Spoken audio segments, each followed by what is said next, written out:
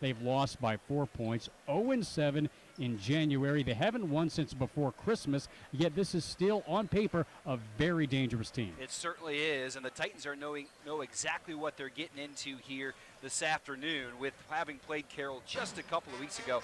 And that was a tough ball game, and Illinois Wesleyan got that 4-point victory, and Coach Rose was extremely pleased. They played really well up in Waukesha, were able to win that game, and they're going to have the same type of effort against Carroll here this afternoon to pull out the victory. And as we talked about, boy, razor-thin margin of error right now for the Titans. Every game is huge, especially at the Shirk Center. And right now they've got a number of home games here and then 3 straight on the road to finish off the CCIW season. So you got to protect your home court. Yeah, hard to believe we are just a week away from senior night. That will be not their final home game, but next to last home game when Augustana comes here in 7 days. The Titans will be on the road in between that. They go to Milliken on Wednesday, but we are indeed heading down the home stretch. Yeah, we certainly are, and you can't look past Carroll. It's one at a time, but a victory here this afternoon, and what a huge one at the Shirk Center on Wednesday against Augustana. Great contest coming up as well against Augustana. They got to go to Milliken still, but another great game coming up against the Vikings. Well, we have a big one here this afternoon as the Carroll University Pioneers are in town. Also in town, the legendary Jack Sikma. He is about to be introduced here to a packed house here at Shirk Center. We will take a timeout, and we will bring you the pregame ceremonies and also our chat with Coach Ron Rose. We'll be back in 2 minutes. This is Illinois Wesleyan Titan basketball on Classic Rock 98.3 WBXG, Rock of the Heartland.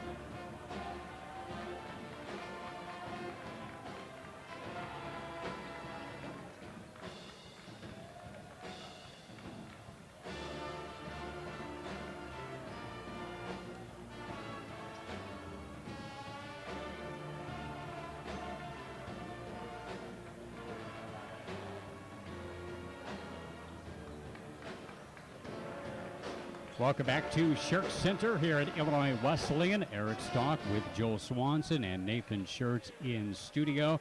We are just a couple of minutes away from our pregame ceremonies, the celebration in honor of Illinois Wesleyan and Basketball Hall of Famer Jack Sikma. The Titans taking on Carroll, the 84th meeting all time between these two conference rivals. Date back to the 1980s when Carroll was last in the CCIW before they left for the Midwest Conference and returned just a couple of years ago.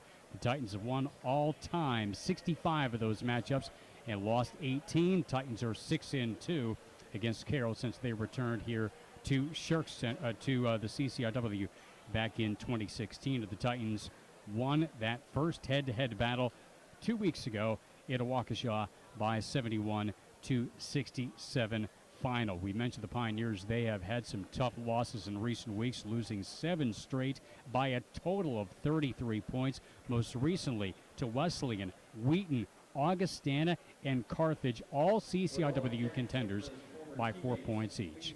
And we are now waiting for the ceremonies to get underway, as we will be prepared to turn over the microphone to Illinois Wesleyan Athletic Director Mike Wagner.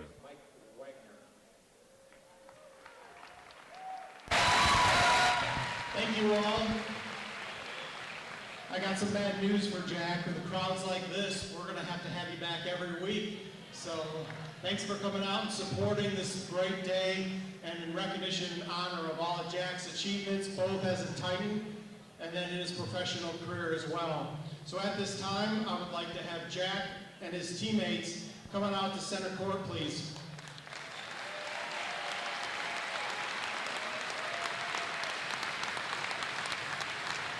The crowd now comes to its feet as about a dozen of his teammates back in the 1970s, along with the head coach at the time, Denny Bridges, the man who brought the 7'1" big man from St. Anne to Bloomington nearly 50 years ago.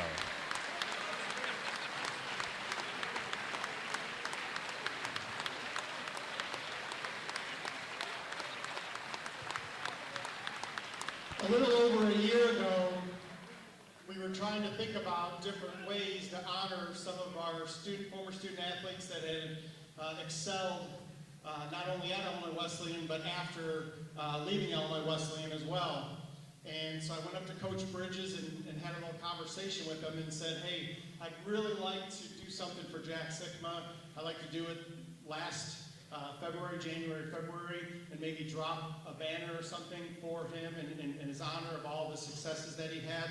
And Coach Bridges says, you might want to just hold off a little bit. He said there might be something even more special coming to the horizon about Jack possibly getting into the Naismith Hall of Fame. I am so glad we waited.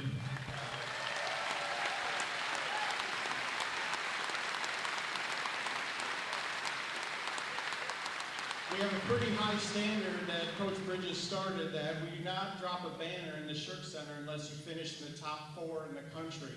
Not the conference, not anything but the country. And we've been fortunate enough to have a lot of great teams over the years that we've been able to drop a lot of banners. And this is the first time that we've done it for a former student athlete, and there's definitely nobody more deserving than Jack.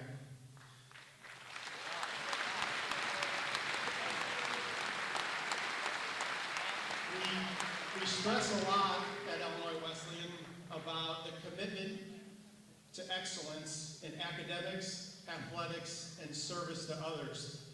And Jack has exceeded in all those areas very, very well.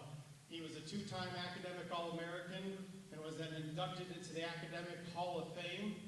He also recently in Seattle was recognized for his NBA championship, his induction in the Hall of Fame. And one of the things that one of the council members said was that what they were so proud of Jack is that he's still committed and is very, very involved in several charitable organizations around the Seattle area, which is obviously something that's so important for all of us and to give back to others.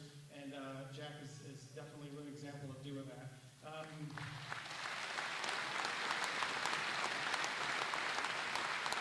Obviously, his athletic career, there's nothing higher or could be any better than what he accomplished last year, getting into the Small College Basketball Hall of Fame in 2017, and then last September, being inducted into the Naismith Hall of Fame in September of 2019. Now, I got a little note from an alum that I'd like to pass along here to Jack that he wrote. From Denny Matthews, the announcer for the Kansas City Royals. It says, Jack Sikma, you and I have a few things in common. We were both born on November 14th. All right.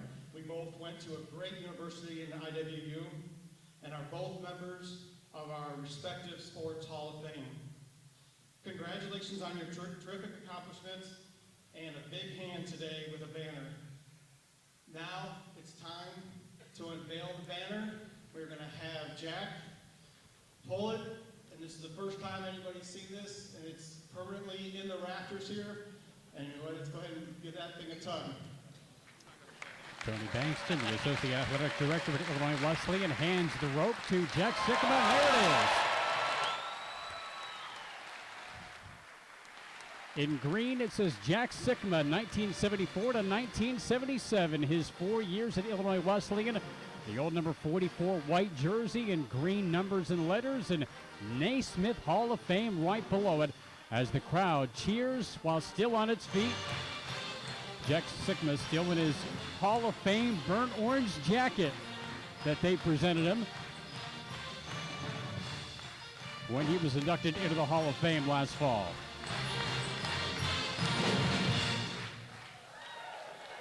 In recognition and appreciation of all that you've accomplished and all that you've done for Illinois Wesleyan, and not only just being a great basketball player and a great Titan, I will tell you this: if there was a Hall of Fame for just great people, Jack Sikma would be in it for sure. Most humble, dominant person I've ever met, and we are so proud of you. And a token, there's a replica of the banner and a gift for you, Jack.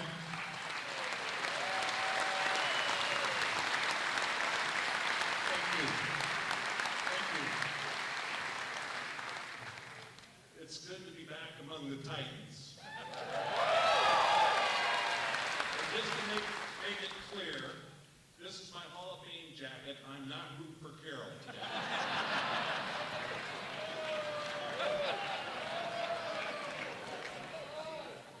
Anyway, it's been a wonderful journey this past year or so with the announcement of being inducted into the Naismith Hall of Fame.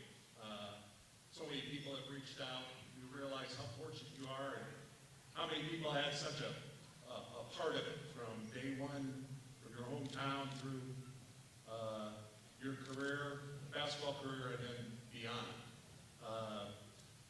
But those 4 years here, didn't get the opportunity to play in the Shirk Center, but Fred Young was okay. Fred Young was okay. I have made so many great friends, and many of them shared the Hall of Fame weekend with me. I also had some good teammates. They passed me the ball a lot. You know, they did. I appreciate that. And foremost, I want to thank Coach Bridges.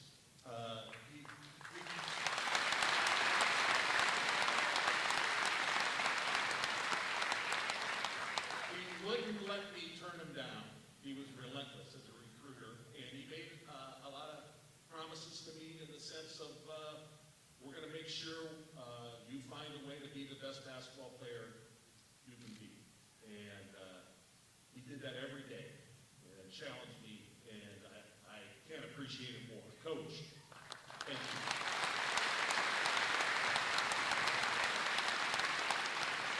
And now to the important thing, is a Titan victory. Let's go get one, okay? Thank you.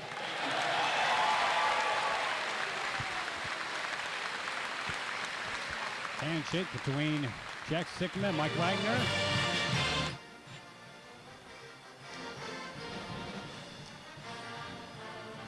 And handshakes and hugs all around on the floor as Jack reconnects with his teammates from a few years back, but they get a chance to celebrate a special occasion as his number 44 now hangs from the rafters here at Shirk Center. Well, we're getting set for basketball today as the Titans get ready for the Carroll University Pioneers in this CCIW matchup. And our pregame show is sponsored by Braze, where you can eat, drink, and be weird. Try the one-of-a-kind Brazito today for the best sandwich in town 3 years running. Now we bring you our pregame chat with coach of the Titans, Ron Rose.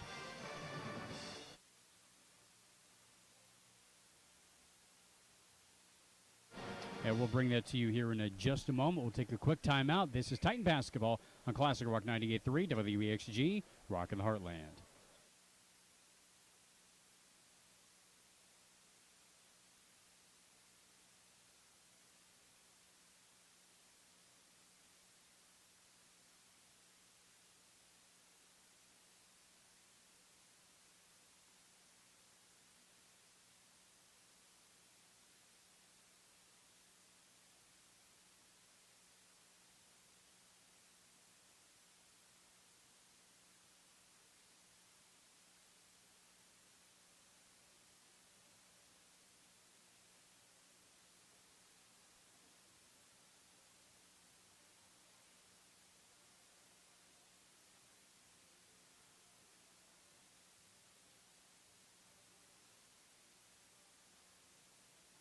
proud of him and grateful for him to come back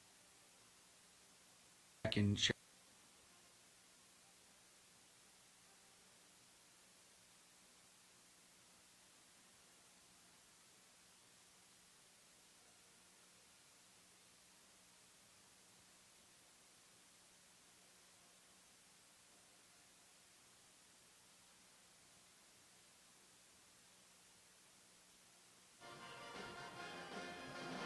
And welcome back to Shirk Center. The Titans and the Carroll Pioneers. Now our pregame chat with Coach Rose. This with our program. Had a chance to talk to your players before practice yesterday. Well, Coach, before the game today, the Titans will be honoring Jack Sikma, the best to ever put on a Titan uniform, to honor his Hall of Fame induction. As someone who spent a lot of years in the Wesleyan program, as a player, now as a coach, what does Jack Sikma mean to the Illinois Wesleyan basketball program? Well, you think back of, you try to trace when did this rich tradition start, and when did the fan base really click in? And I think a lot of the origins is Jack Sikma. Certainly Wesleyan was successful before then, but it certainly took it to a whole nother level. And then the recognition of having an NBA player play at Illinois Wesleyan, and he's such a great ambassador. I mean, I've gotten to know him better the last few years, and he's just so humble. He's appreciative of his experience at Illinois Wesleyan, and just a tremendous ambassador for our university. So we're really proud of him and grateful for him to come back and share this with our program. You had a chance to talk to your players before practice yesterday. Can you give us some insights into what he told them? Well, it was really great. I mean, not only was Jack a great player, he was an academic All-American. And so he just got up and told a few NBA stories. He talked about what made the Supersonics team special. He gave our guys, they asked about coming from Division III to the NBA, how was that transition? And he talked about some things that, he was known for his motor and some of the things that as a player motivated him or he thought about. And it was really cool because it really resonated with some of the things that we've been talking about as a coaching staff, which certainly can't hurt. You have said in the past, when the greats come back, there's added pressure to perform with them watching. With the greatest Titan of all coming back and getting to know the players yesterday, are you concerned about pressure that the guys will feel as they take the floor today? This group, and it's been consistent the last few years. They get jazzed up for it. It's an intense group, but they are also pretty loose, and so. You do worry about it a little bit, but I think they're going to be just really excited. It's going to be a great crowd, a lot of support, and certainly having Jack Sikma in the house is added motivation. I heard Blaze Bujeski's coming back, Brian Crabtree's here. I mean, so there are several of the Titan greats over the years that will be here tonight. Well, so looking at the game today, you take on Carroll, who you beat just 2 weeks ago, and we'll get to that here in a second. But going back to the game on Wednesday, I guess it's easy to forget. We know that this is a young team, but it really put it into sharp contrast. You would have won the game with just the points that your freshmen and sophomores scored against the 13th ranked team in the country. Well, they're growing up in a hurry. And, I've said, we've been making progress. It isn't always apparent to the eye, and the results don't always show it, but we have been getting better. The young guys are getting a better understanding of how we need to play if we're going to be successful. Part of it is consistency. It's learning to play hard all the time. And then, I do think I don't want to minimize our older guys' contributions also. Those guys have been locked in and been teaching and been working hard, and so it was really a good team win. With the young team, there tends to be ups and downs, and we're trying to get fewer of the downs and play more consistency, and hopefully we'll see that today. You talked after the game Wednesday about playing 5 minutes at a time. Win these 5 minutes, win the next 5 minutes. which I guess helped the guys focus a little bit? And do you feel that that is kind of a mindset that they can go with long term? Well, we're going to use it. I think, we had Coach Wheat kept track of the score each 5 minutes, and we told them every time there was a timeout what we did the last 5 minutes. I think it gives you shorter goals in the game as opposed to just playing 40 minutes or 20-minute halves. Every 5 minutes, we just have to concentrate this long. And then the next five, the first 5 minutes, I think we're -7, and then we're +5. And I think we won the majority of those 5-minute battles. And so I think that's going to be a good thing for our group. It gives us smaller goals to focus on, and guys really seem to have embraced it. So Carroll team, you played 2 weeks ago. You won there at Waukesha by just 4 points. They have to be fresh in your mind. Yeah, it does help playing them this close in the sense that in our prep, our guys remembered exactly what our game plan, what we wanted to execute, remembered kind of the Carroll players, what they ran. But Carroll's not easy to play against. It makes the prep easier, but Carroll is a hard team to play against. They've had some rough luck. They've lost the last 5 games by 4 points, a couple of them in overtime, and they play very good basketball, fundamental basketball. They do not beat themselves, and we're going to have to go out there and play another solid basketball game today. And so what are the keys to get the win? Well, I think we need to use Wednesday's game as a catapult. We talked about, hey, that's the standard now. That's the level of play. That's how hard we've got to play. And so I think the key is the energy in which we bring in playing at the same level that we did on Wednesday. All right, we appreciate the time. Best of luck, and we'll talk to you afterwards. Thanks for being here, Eric.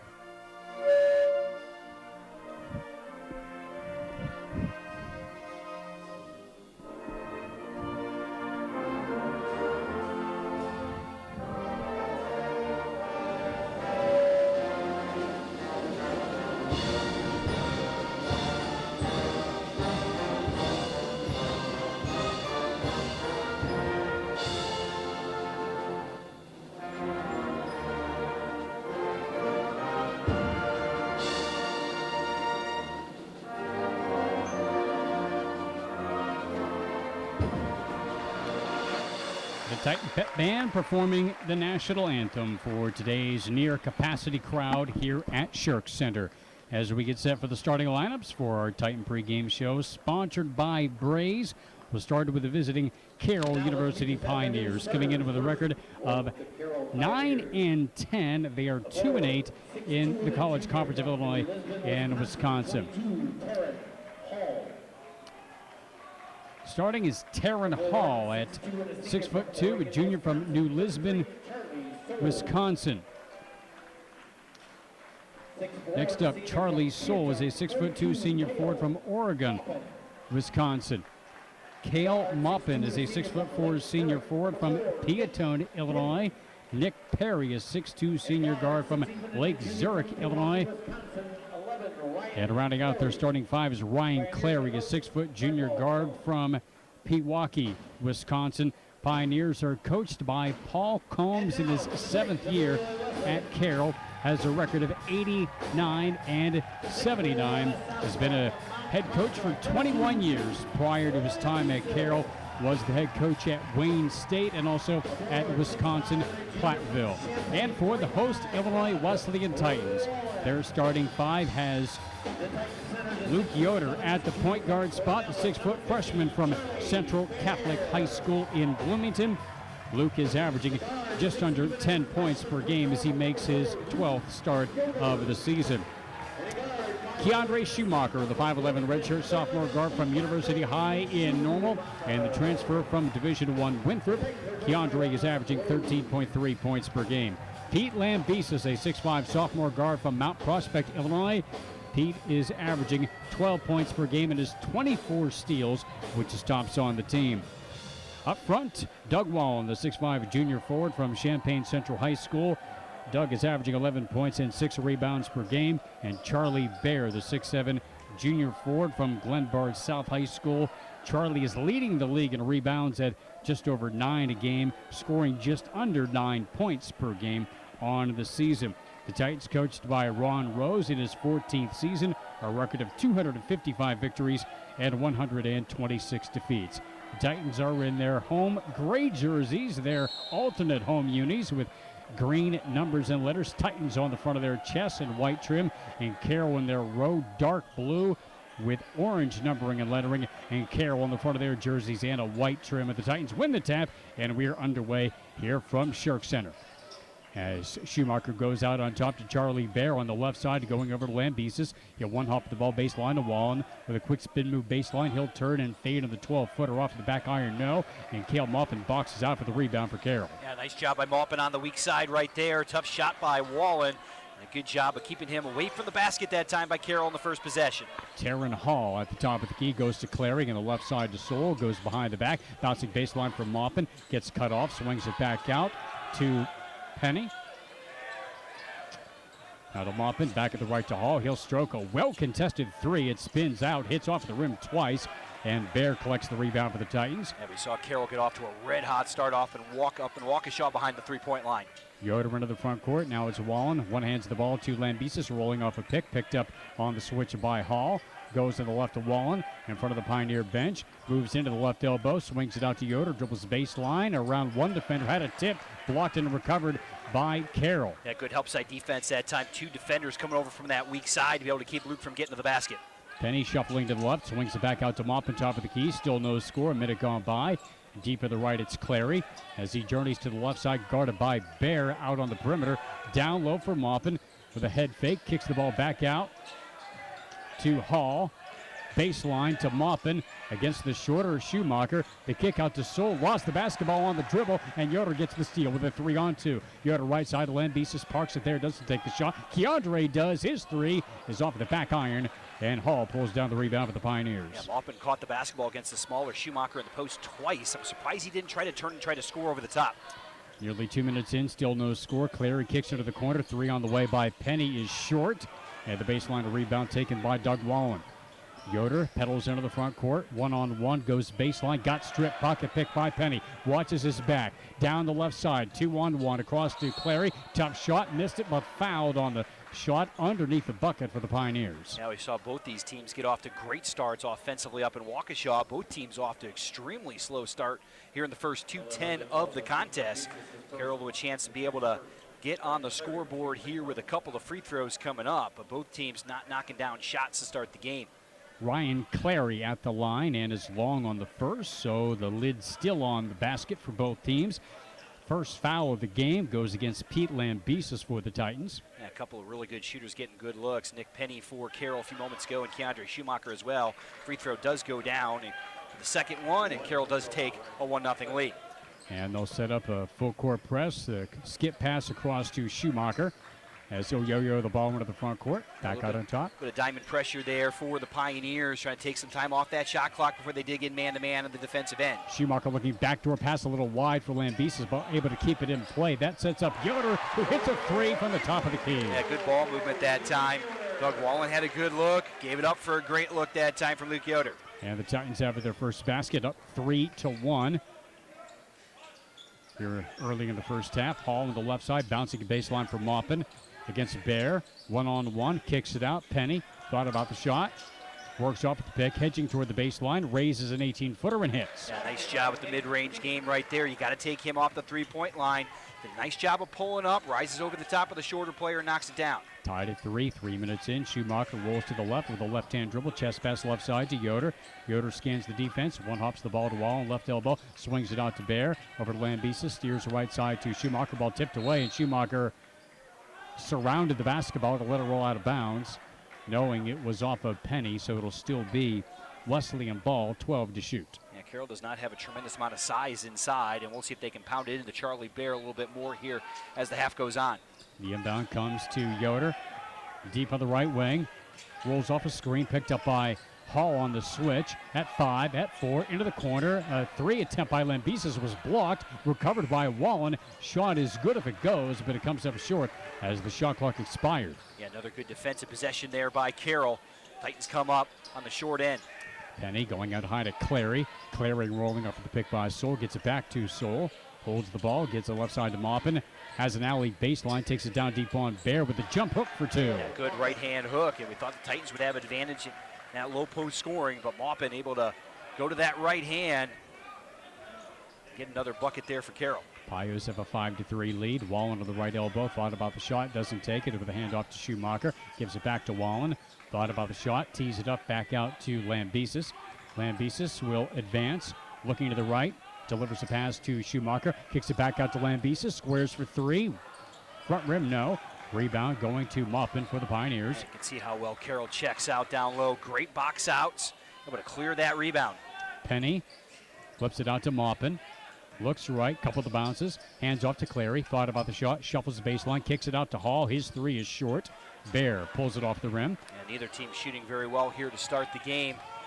Let's see if the Titans can pound that basketball inside and get something near the rim. Bear wheels to the right. Hands off to Yoder. Yoder backs it up. Now to Lambesis. Looks for a shot. Nothing doing. Swings it down low on the two-hop. Bear with a nice save. Throwing it high into the air. Tipped up and pinballed ahead to Clary, who outlets to Saul, who lays it up. No good as he goes crashing into the stands and is late in getting back. Titans look to take advantage of the numbers. Yoder right side into the corner. An open three for Schumacher, and he hits. Now 5-on-4 the entire way. Keandre Schumacher gets the open look.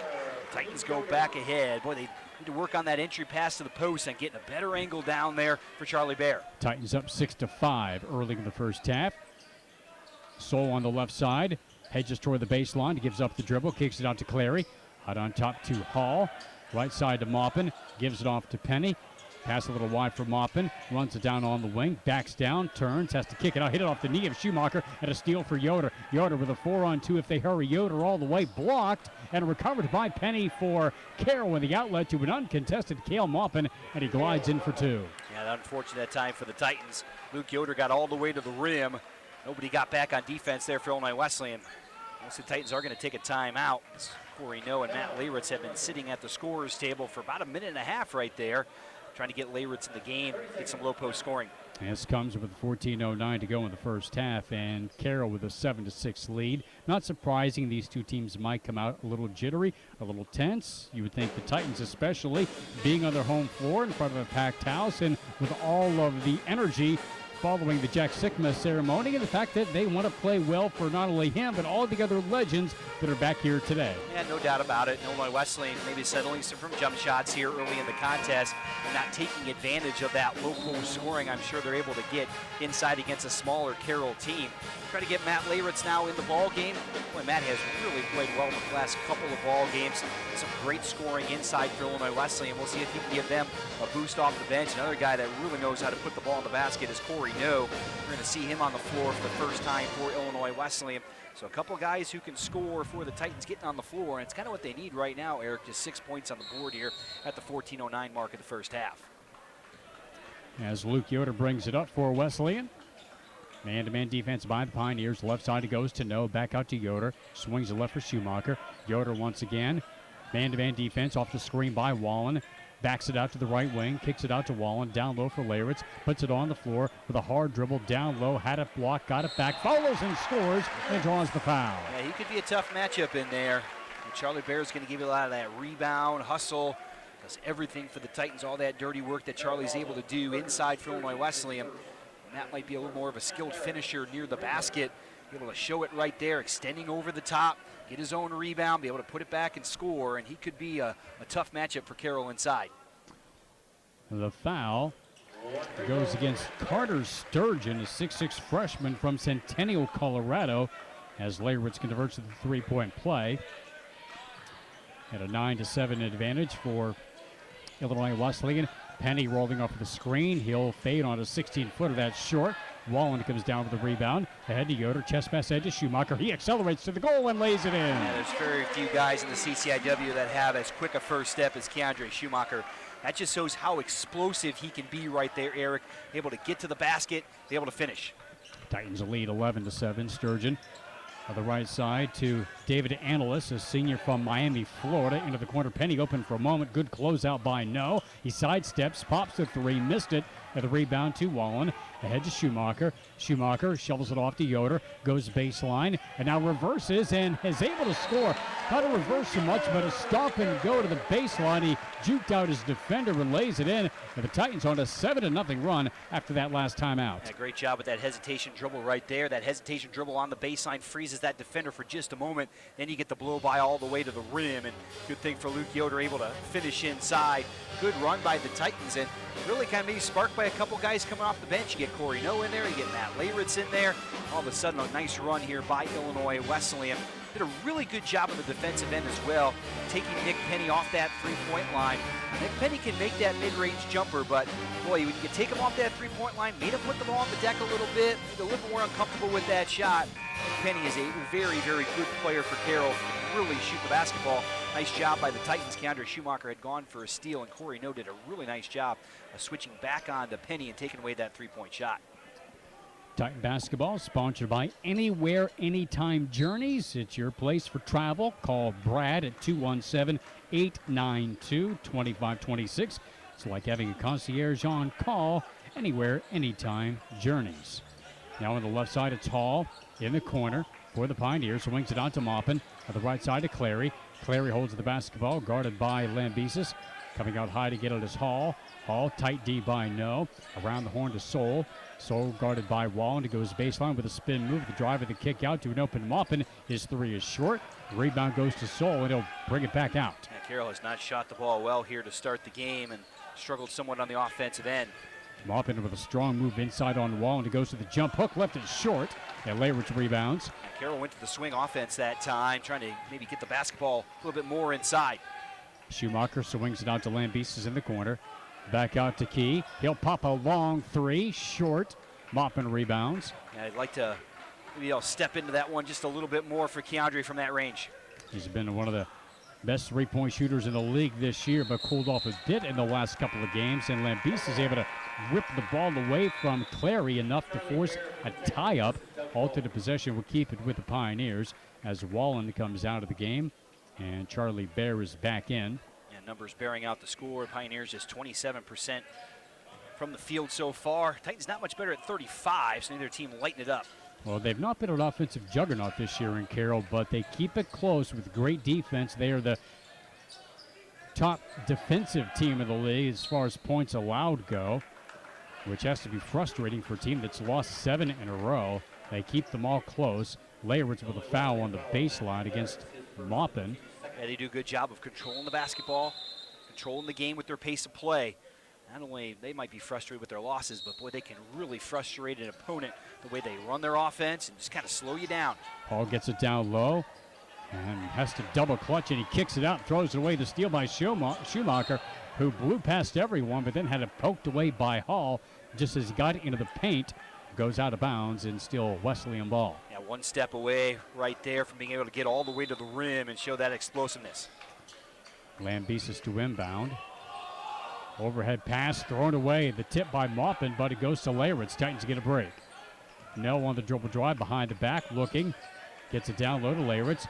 Working down low on Hall. He lost the basketball. Maupin picks it up. Yeah, nice job defensively there by Carroll. Able to hold their ground inside.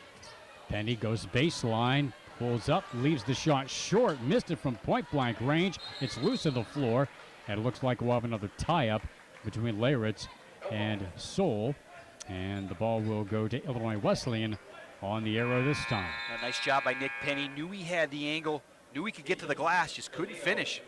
And boy, Carroll right now, 3 out of 12 from the field. Got to think they're going to heat up a little bit. Titans need to take advantage of that. Try to expand this lead here before halftime.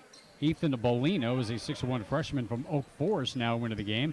As Schumacher kicks it out to No, and he hits a three from the right wing. The Titans came with pressure right there, and the Pioneers came with pressure, and the Titans blew right through it.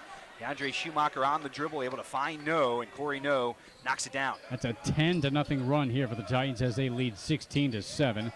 Under 11 minutes to go in the first half. Hall into the corner. Now Bolano with the basketball. Back out to Clay, looks backdoor, finds Bolano on the reverse, and he scores. Yeah, got a terrific back screen right there by Cale Maupin. Maupin set that back screen, able to come right off of it and finish inside. Well done by the Pioneers. So Bolino with the basket to make it 16-9. Titans on top. No. Out near midcourt, make that Lambesis. Swings the ball to Layritz, top of the key, back to Lambesis. One hops it down low to Bear. He reverses out to No for three.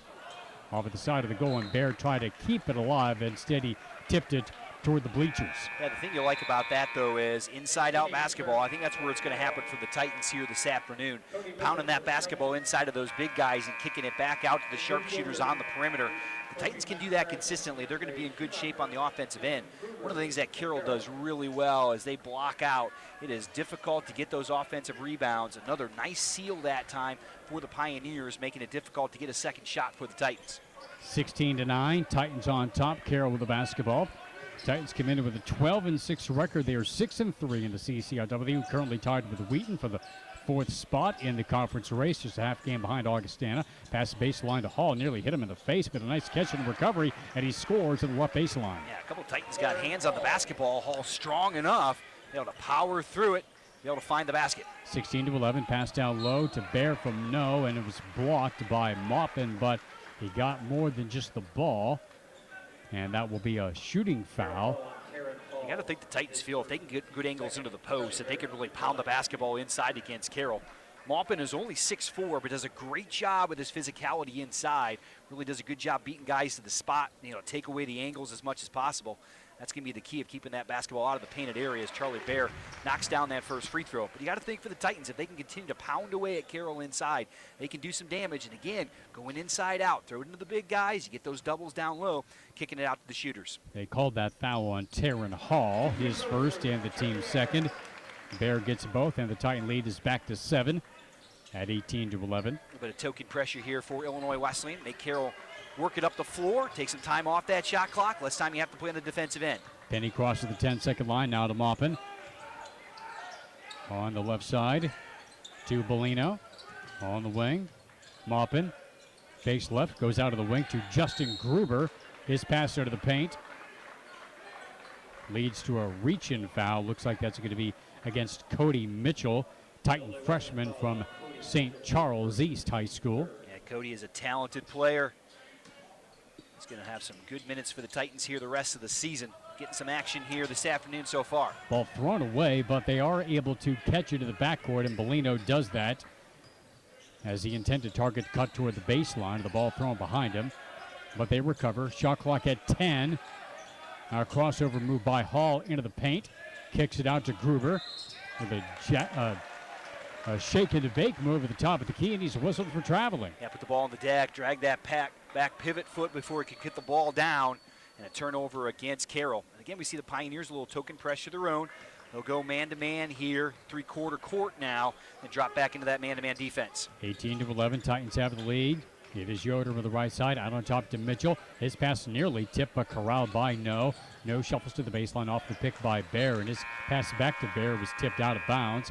Still Titan ball as Wallen and Layritz return for Wesleyan. Coaches love deflections. You can knock that ball away, slow down the offensive momentum of the other team. Again, it's only a 30-second shot clock. You don't have a whole lot of time to shoot the basketball. The more you can break up that momentum offensively, especially against a team like Illinois Wesleyan, who moves the ball so well on the offensive end. Yeah, Carroll's going to want to get in those passing lanes as much as possible. Wallen gets it off the inbound from Yoder to No. Shuffling to the baseline, into the corner. Wallen faked it 3, hooks it back out to Yoder. Yoder with the jab step, pops a long 3, and shot it off at the back iron. Layritz gets the offensive rebound. Reversing over to No, goes baseline and lays it up, no good. Rebound, Layritz powers it back up, No, but draws the foul. Yeah, you got to love that from Matt Layritz. And boy, can you see the confidence just starting to build game by game for this guy? Long arm, stretching it over the top. He just gives you a strength down in there. You see him miss the first one, go back, get it again. That's just going to keep getting better and better. You also see the confidence in his free throw shooting. Was 4 for 5 on Wednesday after a rough first couple of games at the stripe, and he makes the first here, now up over 50%. Yeah, you got to think that's good. You just look at his form from the line. I mean, it is so solid. It's going to come along for him. I tell you what, his best days are ahead of him. He is going to really be a nice player inside for the Titans. And he got the shooter's touch on that one. It rattled out and back in. Layritz has 5, and the Titans' lead is 20-11. As Soule brings it up with a handoff to Clary, top of the circle. Guarded by Yoder, stares him down with the pass left, knocked away by Lambesis. It's loose, but recovered by Clary. Now he takes off toward the basket, tried to scoop it around Layritz, and it came up short. No grabs the rock for the Titans. No, angling into the front court. Of a hold underneath the bucket, well away from where the action was. This one will go against Carter Sturgeon, the freshman from Centennial, Colorado. Yeah, you got to love Matt Leyritz, though, on the defensive end. Boy, straight up, vertical play, getting those hands straight up in the air, still getting a little piece of the basketball. But that was well done by Matt Leyritz on the defensive end. So the inbound goes to Lambesis on the right wing. Shuffling baseline on Maupin. Maupin falls down. No whistle. Lambesis gets to the bucket. I'm surprised they didn't call a flop there. Yeah, Peter is so strong going to the basket. Did a great job getting the left hand. They lost a guy. Hall is wide open, but long on the three from the left corner. And Lambesis grabs the rebound with the Titans up by 11. Yeah, Carroll just has not shot well so far here in the first half. And now they appear to be lagging a little bit on the defensive end. Schumacher with an open three. Back rimmed it. Leyritz gets the rebound.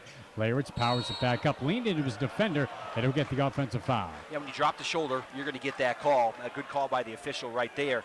The thing I love about Matt, though, is on that particular play, he grabbed the rebound. There's no panic. He lets everything clear. He's patient with what he's doing. If he can just rise up and knock down that 10-footer, that's probably the play right there. Tried to go to the basket. Once you put that shoulder down, you're going to get that call. Nice job by Carroll taking the charge. Matt's going to head to the bench, but I tell you what, good minutes for him, good minutes for Corey No coming off the bench. Those guys are just getting better and better every single game. And, Eric, it's going to be hard to keep them off the floor. Yeah, he leaves now with 2 fouls. The Titans have their original starting 5 back in, leading 22-11 with 7:42 to go in the first half. Here from Shirk Center, Titans going for the doubleheader sweep. The women won earlier, 73-57, to end a 2-game skid. Now we'll talk to Jack Sikma at halftime here from Shark Center. Maupin with the ball fake, top of the key, backdoor, finding Hall. Able to sneak it across, and an easy 2 on the other end for Bellino. Yeah, that's the best offense we've seen from Carroll so far. Nice job reversing it. Titans lost a guy on the backside. Second straight possession, they've lost somebody defensively. 22-13, Titans up by 9. Down low to Bear, draws the double, reversing out to Yoder. An open 3, long, tipped up by Bear, no good. Tipped up into the air by Wallen. It's loose and recovered by Soul for the Pioneers. You do that every time down, you're going to be okay. Inside-out basketball, really, really good. Got a great look at the hoop. Bellino goes to Penny, into the corner to Hall. Hall back to Maupin. Around the horn it goes. Soul over to Penny. Shuffling baseline. Out to Soul. One hand to the basketball as he takes off toward the left. Bellino into the corner again. It's Hall. Shot clock at 6. He's doubled, kicks it out. Maupin squares for 3 and hits. That's a big one right there for Carroll. They needed some buckets to go in. 2 in a row now here for the Pios, and they draw back within 6. At 22-16, Lambesis left side out to Wallen. One hops the ball with the elbow to Bear. He weaves the ball to Yoder. Yoder back out on top, floats the ball out to Bear, has to front his defender as the double team closes in. Out to Schumacher for 3, got it. Yeah, boy, I tell you what, the Pioneers dodged a couple of bullets a few moments ago. Schumacher missed a wide open one. Luke Yoder missed a wide open one, and they're not going to continue to do that.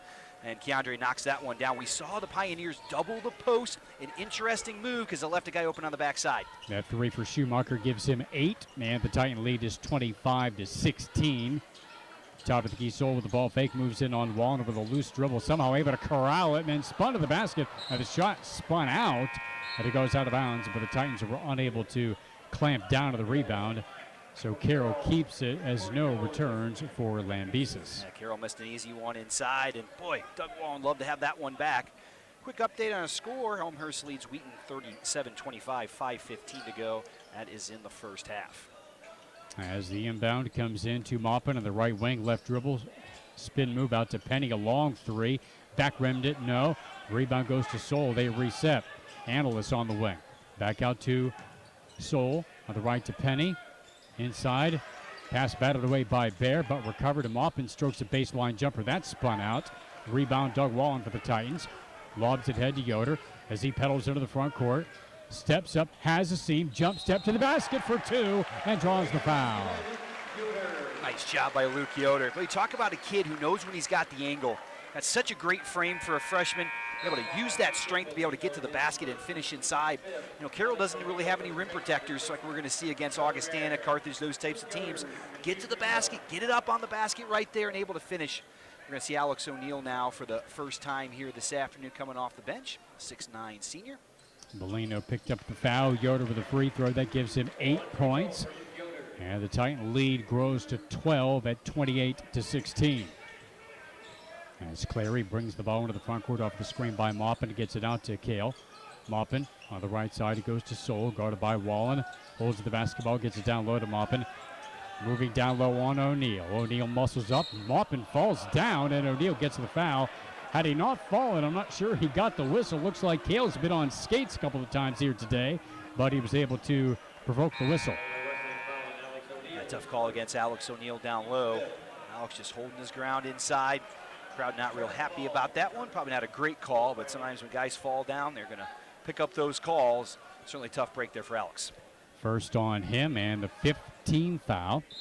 4:58 to go in the half. Ball lobbed in play to Soul on the right elbow. Ball fake into the paint. Lost his man for a moment and drops it in for two. Yeah, good job creating space right there. About 3 feet of space, able to spin, put it over right over the top. 1-3-1 now here by Carroll. And inside it's Schumacher gliding to the basket, and it's an offensive foul as he leaned into his defender and knocked down Maupin. I do believe they switched into what was a 1-3-1 half-court trap right there for the Pioneers. Just trying to show the Titans something a little bit different. We've seen almost all man-to-man so far from Carroll, and we're down by 10 in the first half. Just trying to get a little bit of a different look. And I think right now for the Pioneers, just trying to hang in the game till halftime, make things interesting in the second half. But this is their kind of game at 28-18. Slow pace, back and forth here. This is kind of what they do to you. Yeah, they will throw everything but the kitchen sink at you throughout the course of the game. They force you to prepare for everything. Yeah, they're well coached. There's no doubt about that. Do a great job with their weak side ball movement and changing things defensively on you. It's hard to be good at a lot of things, but Carroll manages to do that. They just haven't been able to translate that into wins this year. 13 of the shot clock. Carroll down by 10. Clary with a loose dribble, got it back, rolls around the pick, draws the double, baseline to Soul, inside for Hall, it's loose, knocked away by No and picked up by Schumacher. Yeah, Corey there just in time to knock that one away, well defended. No back the other way, hands off to Mitchell. Mitchell sets up, now goes to Yoder, top of the key. On the cut finds No at the free throw line, pulls up, 15-footers spinning out. Well, his ability to extend over the top and get shots is really good. You know, he kind of gets the defender back on his heels for just a half a step, extends over the top with that mid-range game. Pending off the screen to Maupin with the ball fake, and a travel called on Maupin. And it looks like we could be coming to a timeout here as the Titans would get the ball. Actually, no. We have 3:50 on the clock, and No will get ready to inbound. The Titans with that 10-point lead right now, and looks like Peter Lambesis is going to come back in. We'll see if we see Matt Leyritz again before the end of the half. It's Alex O'Neal trying to give him some good minutes in that post. Schumacher veers left at a loose dribble that got away from No, hit it off his knee, but was able to keep it alive. Now on the left side, it's Yoder dribbling baseline off the pick by O'Neal. Floats it, the teardrop from the baseline for two. Boy, that is a tough shot by Luke Yoder. Two defenders right on him, going up over the top. Well done.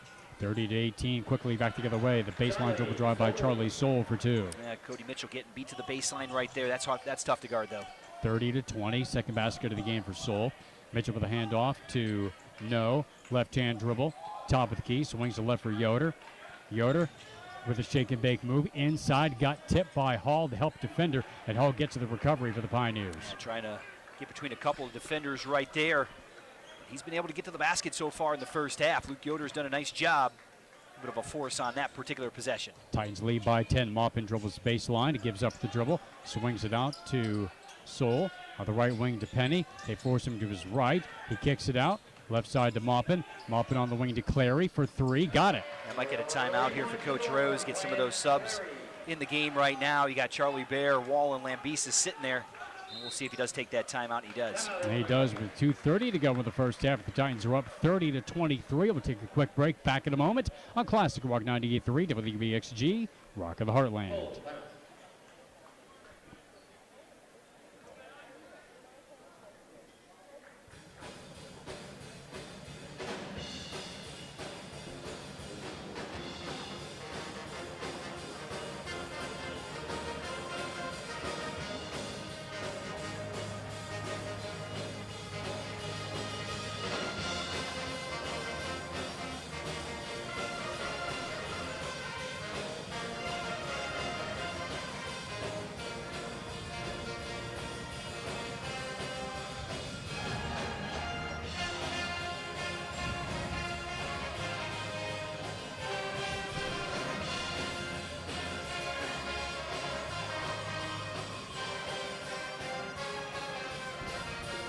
Two minutes and 30 seconds left in the first half.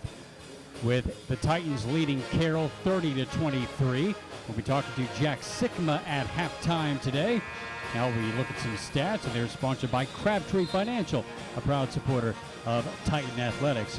Illinois Wesleyan shooting just 37% from the field. Carroll not much better at 42%. The difference has been beyond the arc. The Payos are 2 for 9. The Titans are 4 for 13.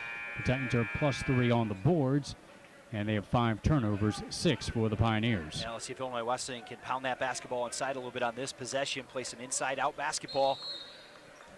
Lead as big as 12 here in the first half. A little 1-2-2 now, full court here from Carroll, just trying to slow down the advance of the ball, work that shot clock a little bit. Cross-court pass from No to Lambesis as they get it across the 10-second line and set up against the zone. Yeah, a little zone here. Looks like 1-3-1 from Carroll, packing it back in. now it's Yoder with the top of the key. Swinging left to Lambesis, moves inside, pulls up, 12-footer, back rimmed it, no. Penny rebounds for Carroll. Boy, can't do much better than that. That's his shot right there. Nice little 10-footer, got in the lane. Good look that time for Peter Lambesis. Titans are up by 7 with the 2 minutes to go in the half. It is Clary with the handoff to Soul. With the handoff to Penny. Penny wheels in, has a seam. Big rejection by Lambesis, and Yoder taps it to himself. 3-on-2. Yoder scoops it up and scores. Boy, Luke just kind of glides down the floor, and boy, the defenders think he's going to drop it off at any second. Luke just keeps on going. You're not going to stop me. I'm going to take it all the way in and put it home. I think it's the second time this week where Yoder has had a basket where he could give himself the assist. Yoder with the right side to Clary. Like that Soul. Now it's Penny at the baseline. He reverses to Soul. Back out to Clary with a ball fake. Back to Soul. Looking, covered by Yoder. Moves into the paint. Jump step. 6-footer. Shot put. And it goes in for Charlie Soul. Yeah, nice job getting to that right hand right there. Good dribble penetration. That's his game. And able to put it down. 32-25. The lead for the Titans. 1:08 to go till halftime. Right side. No strokes at 3. Spinning out. And Wallen got pushed off the block on the floor by Ryan Clary, and he'll pick up the foul. Yeah, sometimes in those zones, as you have your shifts, you end up with your guards down in the weak side rebounds against bigger players, and that's what happened. Clary had no chance against Doug Wallen, had to push him down underneath and picked up the foul on the play. And so that will be the first on Clary as the inbound comes in. Baseline shot around and in for Lambesis. Yeah, Peter had a nice game up in Waukesha, doing a nice job right there, getting to that left hand, able to put it down. 34-25 with the lead for the Titans with under a minute to go. Now it's Maupin wheeling to the left, holding the basketball, looking, goes off to Clary. He shuffles the baseline, backs it up, swings it back out to Maupin. Now on the right to Penny. Goes the baseline, draws the double, back out to Maupin once again, flips to Soul, shot clock at 5. Hard dribble into the paint by Soul, off the backboard, no good. Yoder recovers, shot clock is off, but they're going to hustle up court. Yoder floats it from 12 feet and scores. Wow. Full speed ahead right there, and still enough touch to float it up there and knock it home. That's an impressive play by the freshman. Well, he has had a great first half. 14 points to lead all scores. The Titans are up by 11. Final shot of the half now for the Pioneers. At midcourt, it's Clary at 5, at 4, guarded by Yoder. Back doors, finds Soul when he lays it in. As the first half comes to a close. And that brings us to halftime. 36-27, the Titans have the lead. When we come back, Basketball Hall of Famer Jack Sikma will join us. The Titans lead 36-27. This is Illinois Wesleyan Titan Basketball on Classic Rock 98.3, WBXG, Rock in the Heartland.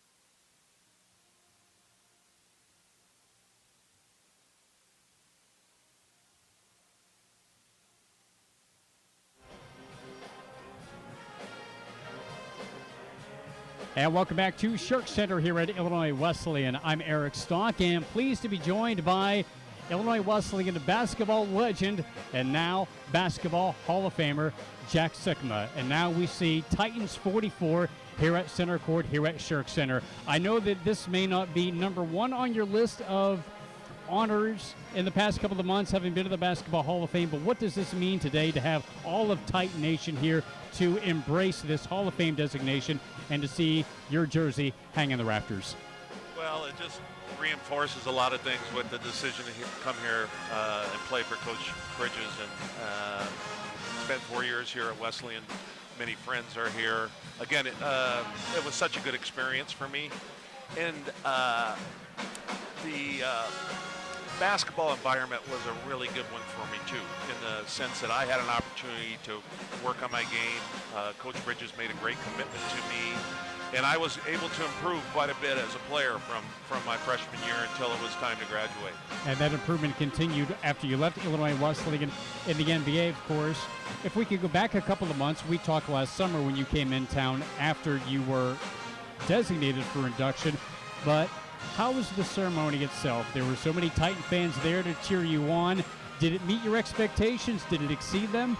No, it exceeded them. The Hall of Fame does such a good job for their honorees. They know it's a big honor and a big day, a few days, weekend of their life. And, I talked to so many other guys who were in the hall, and it really makes you think back from, the day you were born and grown up, and how many people have impacted your lives till the day of the induction. And that definitely was a lot of what I thought about.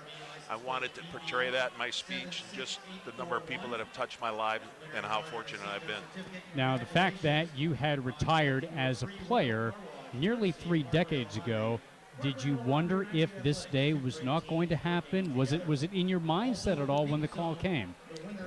Well, I knew that I had been nominated. I knew that there was some key people that were in my court, were pushing for it, so I thought there was an opportunity. Up until that point, it was really maybe the day that they announced who was being considered.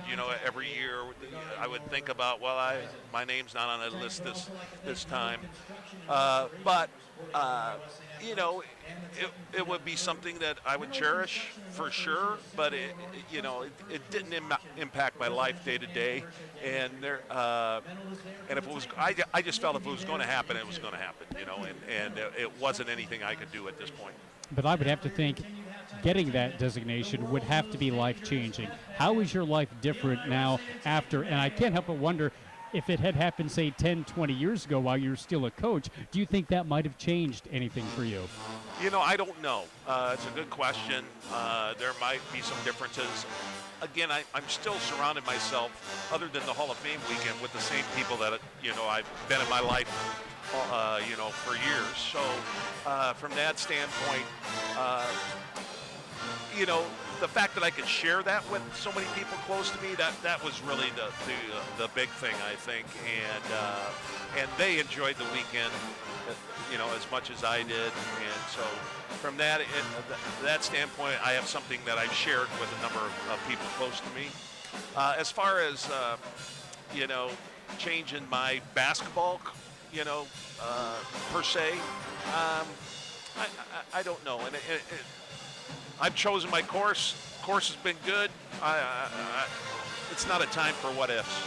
Well, last year was a particularly good year for you. Not only the Hall of Fame induction, but you were a consultant with the Toronto Raptors as they won the NBA championship. So what was that experience like, having won a championship, of course, as a player back with the Seattle Supersonics? Well, I have great respect for that team and their leadership, both from the coaching staff and the players. They committed to each other. That's what it takes to do something like that. But I was really happy for Canada and the city of Toronto, and they were crazy about the Raptors, and the streets were packed for the parade. I was overwhelmed by just how many people came out, and I think it was something like the game clincher. 64% of the TVs in Canada were watching the game. So the entire country. The Wow. entire country. So it tells you how big it was, and it was great to be part of that. Wow. As we continue with the Basketball Hall of Famer Jack Sikma, as we think back to your time at Illinois Wesleyan, of course, the game of college basketball has changed dramatically since then. There was not a three-point shot at the time, and you can't help but think how different the game is because it has become such an outsized part of the game. As a big man, as you were in the game, but a versatile one, do you sort of lament the fact that the big man's role has changed so much in basketball because it's all about spreading the floor and so much emphasis on the three-point shot now? Yeah, and again, there was no shot clock either Yeah, at that it's true, point in yeah. time. So the rules, when rules change, the game changes, and there's always competent people that try to figure out a way to take advantage of what's how they best can go about attacking the other team. I'm a confident guy, and whatever the rules were, I was going to figure out a way to be effective, and I still feel that today. And I think the athletes are bigger, stronger, faster now than they were when I played. But I also think they have so much more support and the science behind the game, whether it's nutrition, whether it's the training that they go through. To stay at the top of the sport would have been a benefit to me also and anyone that played during our time. So it still was a case where it was open to anyone. That's the great thing about sports. There's no doors that can close. If you're good enough, you're going to be out there, and that competitiveness, I think, was something that I had from my days playing in high school here at Wesleyan, and it carried me well through the pros. Well, you were able to talk to the Titan basketball team yesterday before practice. What was that experience like? And I'm sure they had a lot of questions for you. They had a few questions for me, and I told them a few stories. They got to pass around my Hall of Fame ring, so they all got a good look at Which that. you're wearing right now, right? Or But is that the title ring? I locked the door so that no one could get out with it. So no, it was great, and I'm really interested. I enjoyed watching the first half, but this is a team that I told them that they could make a stamp on their careers here because it's a young team. It's kind of a new regime of players that are coming through and playing. And Titan basketball or Titan sports is all about winning championships. So you're in the hunt, get there. Find a way to get there. And I enjoyed the way they played, and Coach Rose does such a great job. So it was fun to talk to him yesterday. I'm curious to know, how often do you get back in town? You still have a lot of friends in the area, a lot of people who know you and think highly of you. And how much do you get to follow the basketball team these days? Well, nowadays with streaming and all that other kind of stuff, you can follow. And I read the box score usually the next day, kind of see where they're at. I follow the conference to see if they're we're in a good place as far as compete. And as far as getting back here, I've been back here kind of on a regular basis the last 2 or 3 years. I combine it usually with a trip to St. Anne, where I grew up. So I'll get back. And again, it's a little different now. Family's grown up. I have more time on my hands. It's easier to make the trip. We appreciate the time. We appreciate seeing the Hall of Fame jacket. Well, thank you.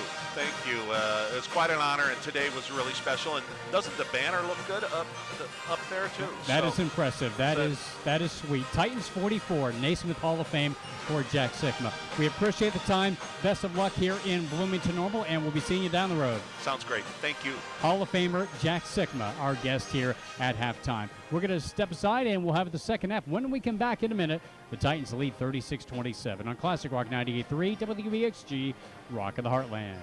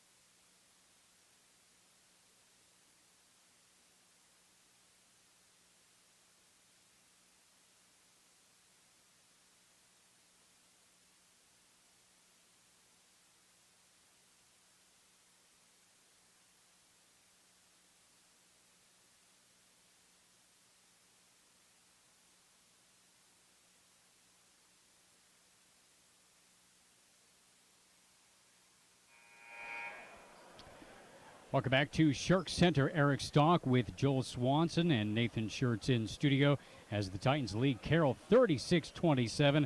Our thanks again to Hall of Famer Jack Sikma for joining us here at halftime.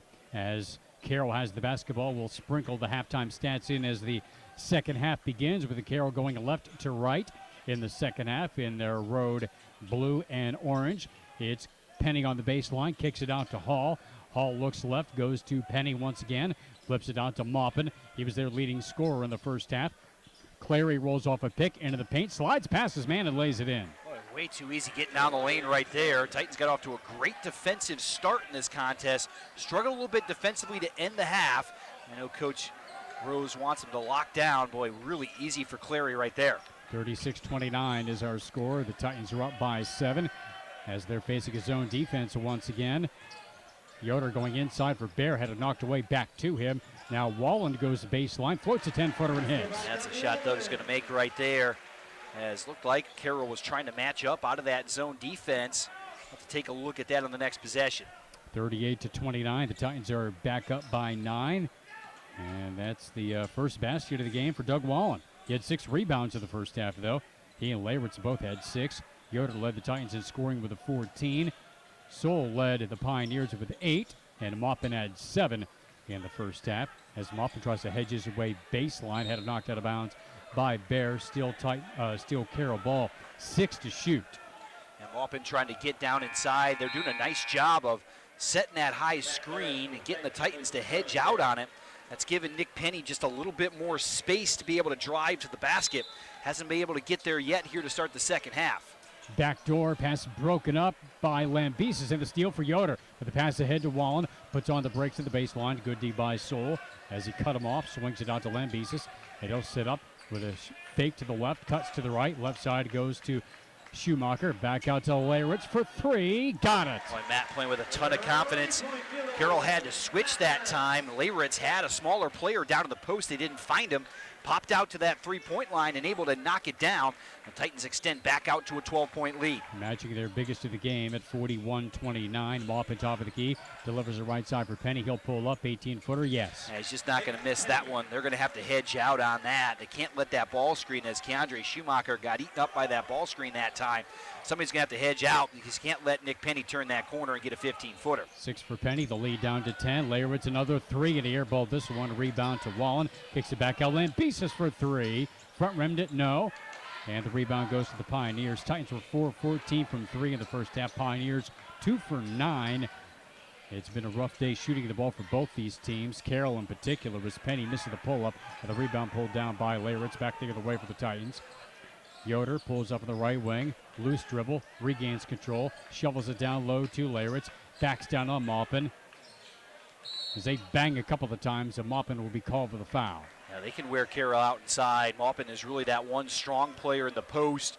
Can at least force those guys out up the floor. Picked up his second foul right there.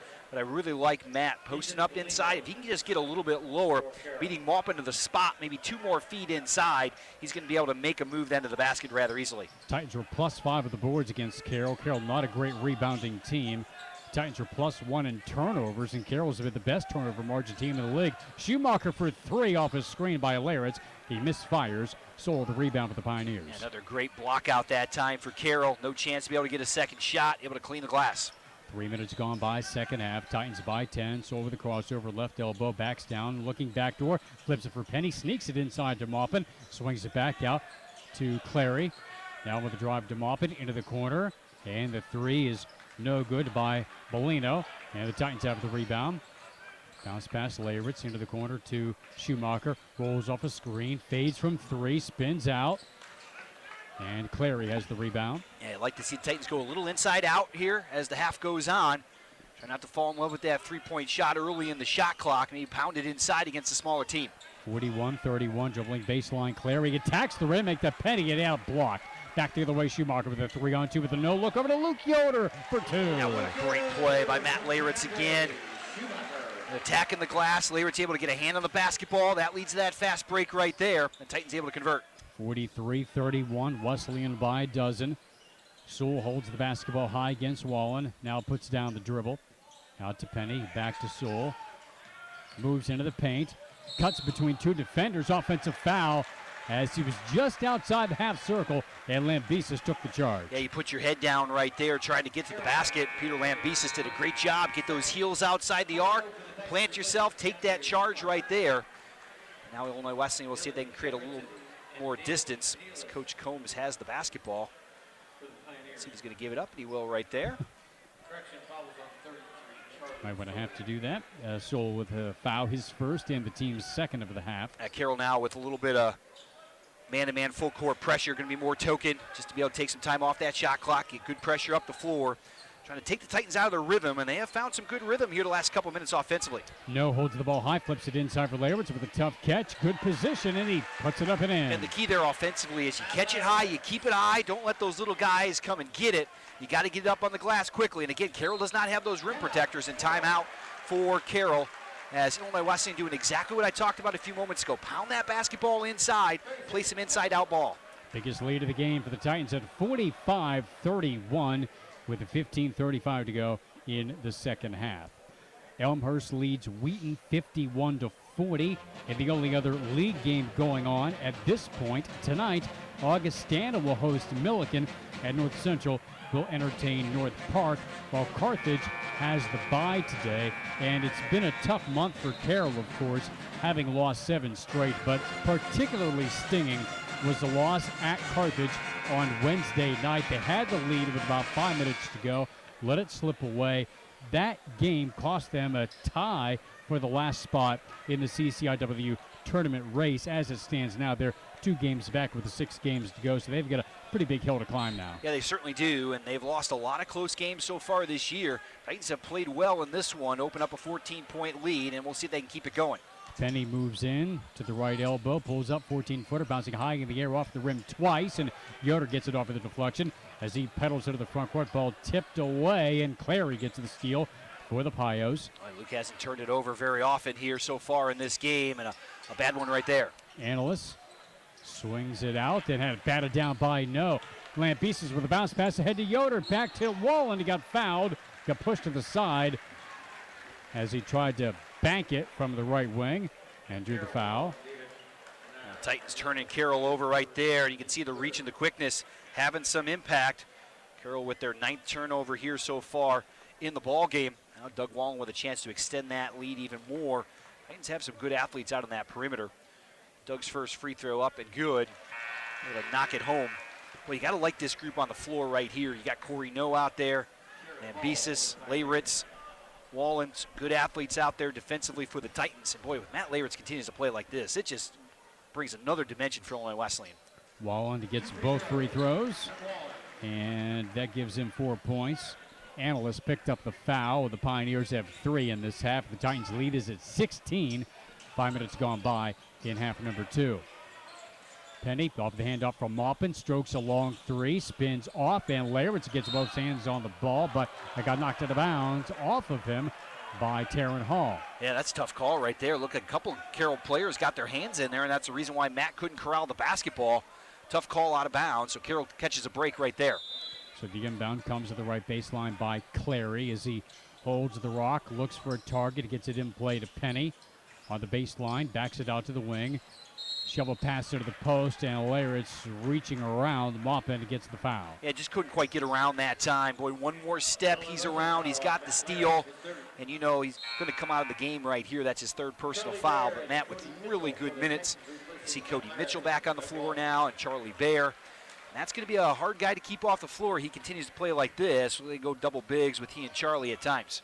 I think the one thing that could hold him back is we have an offensive foul on the other on the Carroll side as they were trying to inbound the ball. This would be a push against Maupin. I think the one thing that could hold him back from being a potential 20 to 25 minute per game guy is foul trouble. He had 5.6 rebounds in the first half and only 5 minutes left with 2 fouls. That's been sort of a recurring concern as he gets back into a mid-season rhythm. Yeah, and I think as more time, the better he'll get of staying out of foul trouble, that more experience as Titans turn it over.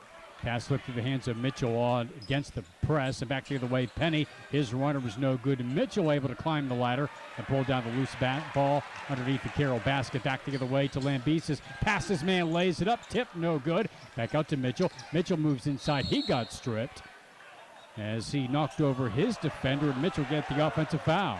Yeah, tough play that time for Cody. He lost the basketball and then got called for the charge as he ran over the defender inside.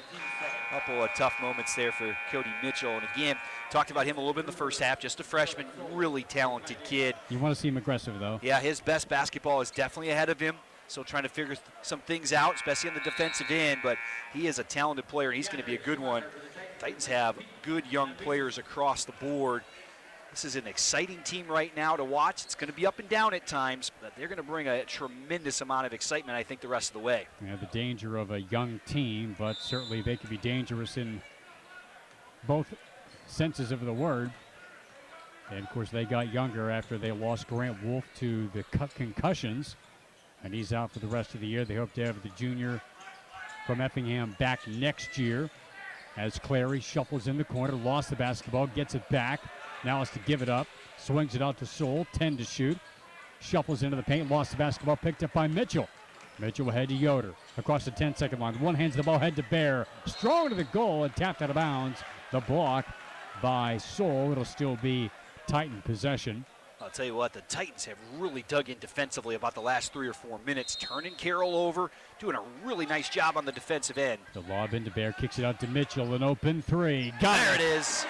Yeah, Cody Mitchell could do just that right there. Got a nice stroke from the outside, and we'll see if that will build some confidence for number 45. His first basket in the game, and the Titans have a 50-31 lead.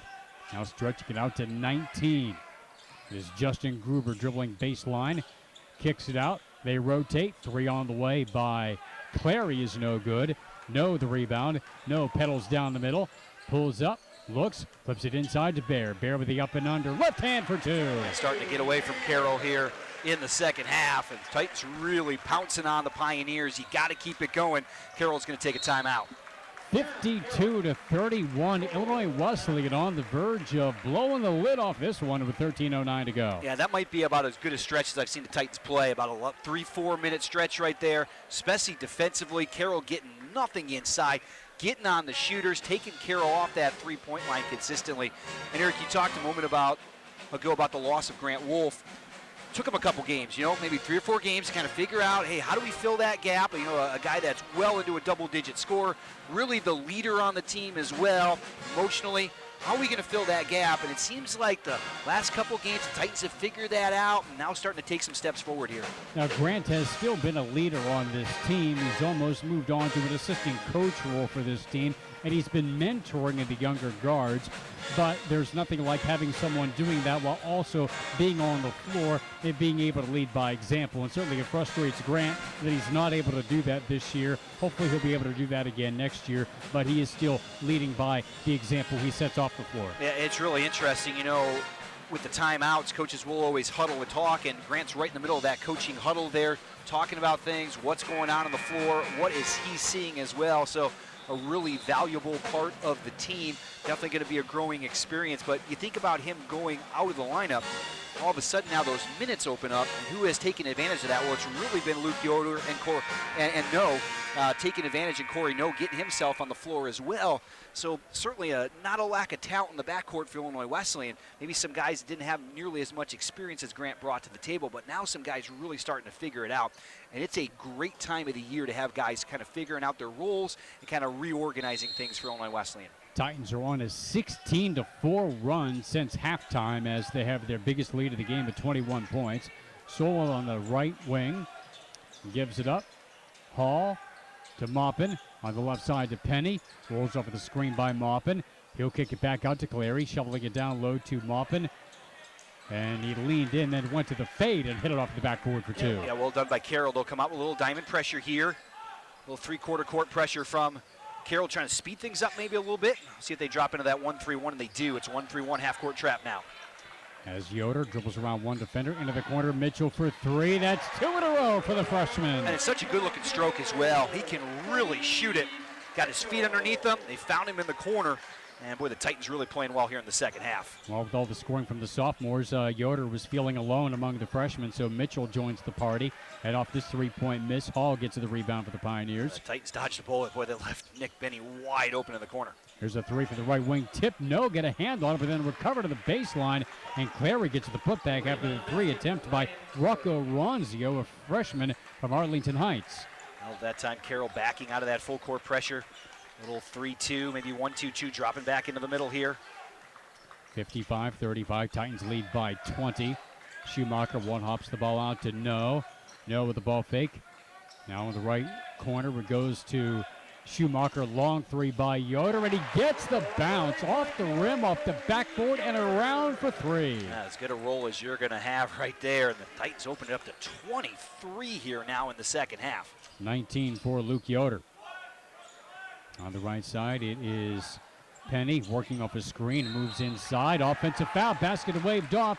At that time, it was Corey No who took the charge. Yeah, good job by Corey getting his heels out of that arc right there. Titans might have caught a break. Not sure he quite got there in time as Nick Penny was able to get around the defenders and get to that 6-7 foot range. Penny, a 6'2 senior for the Pioneers.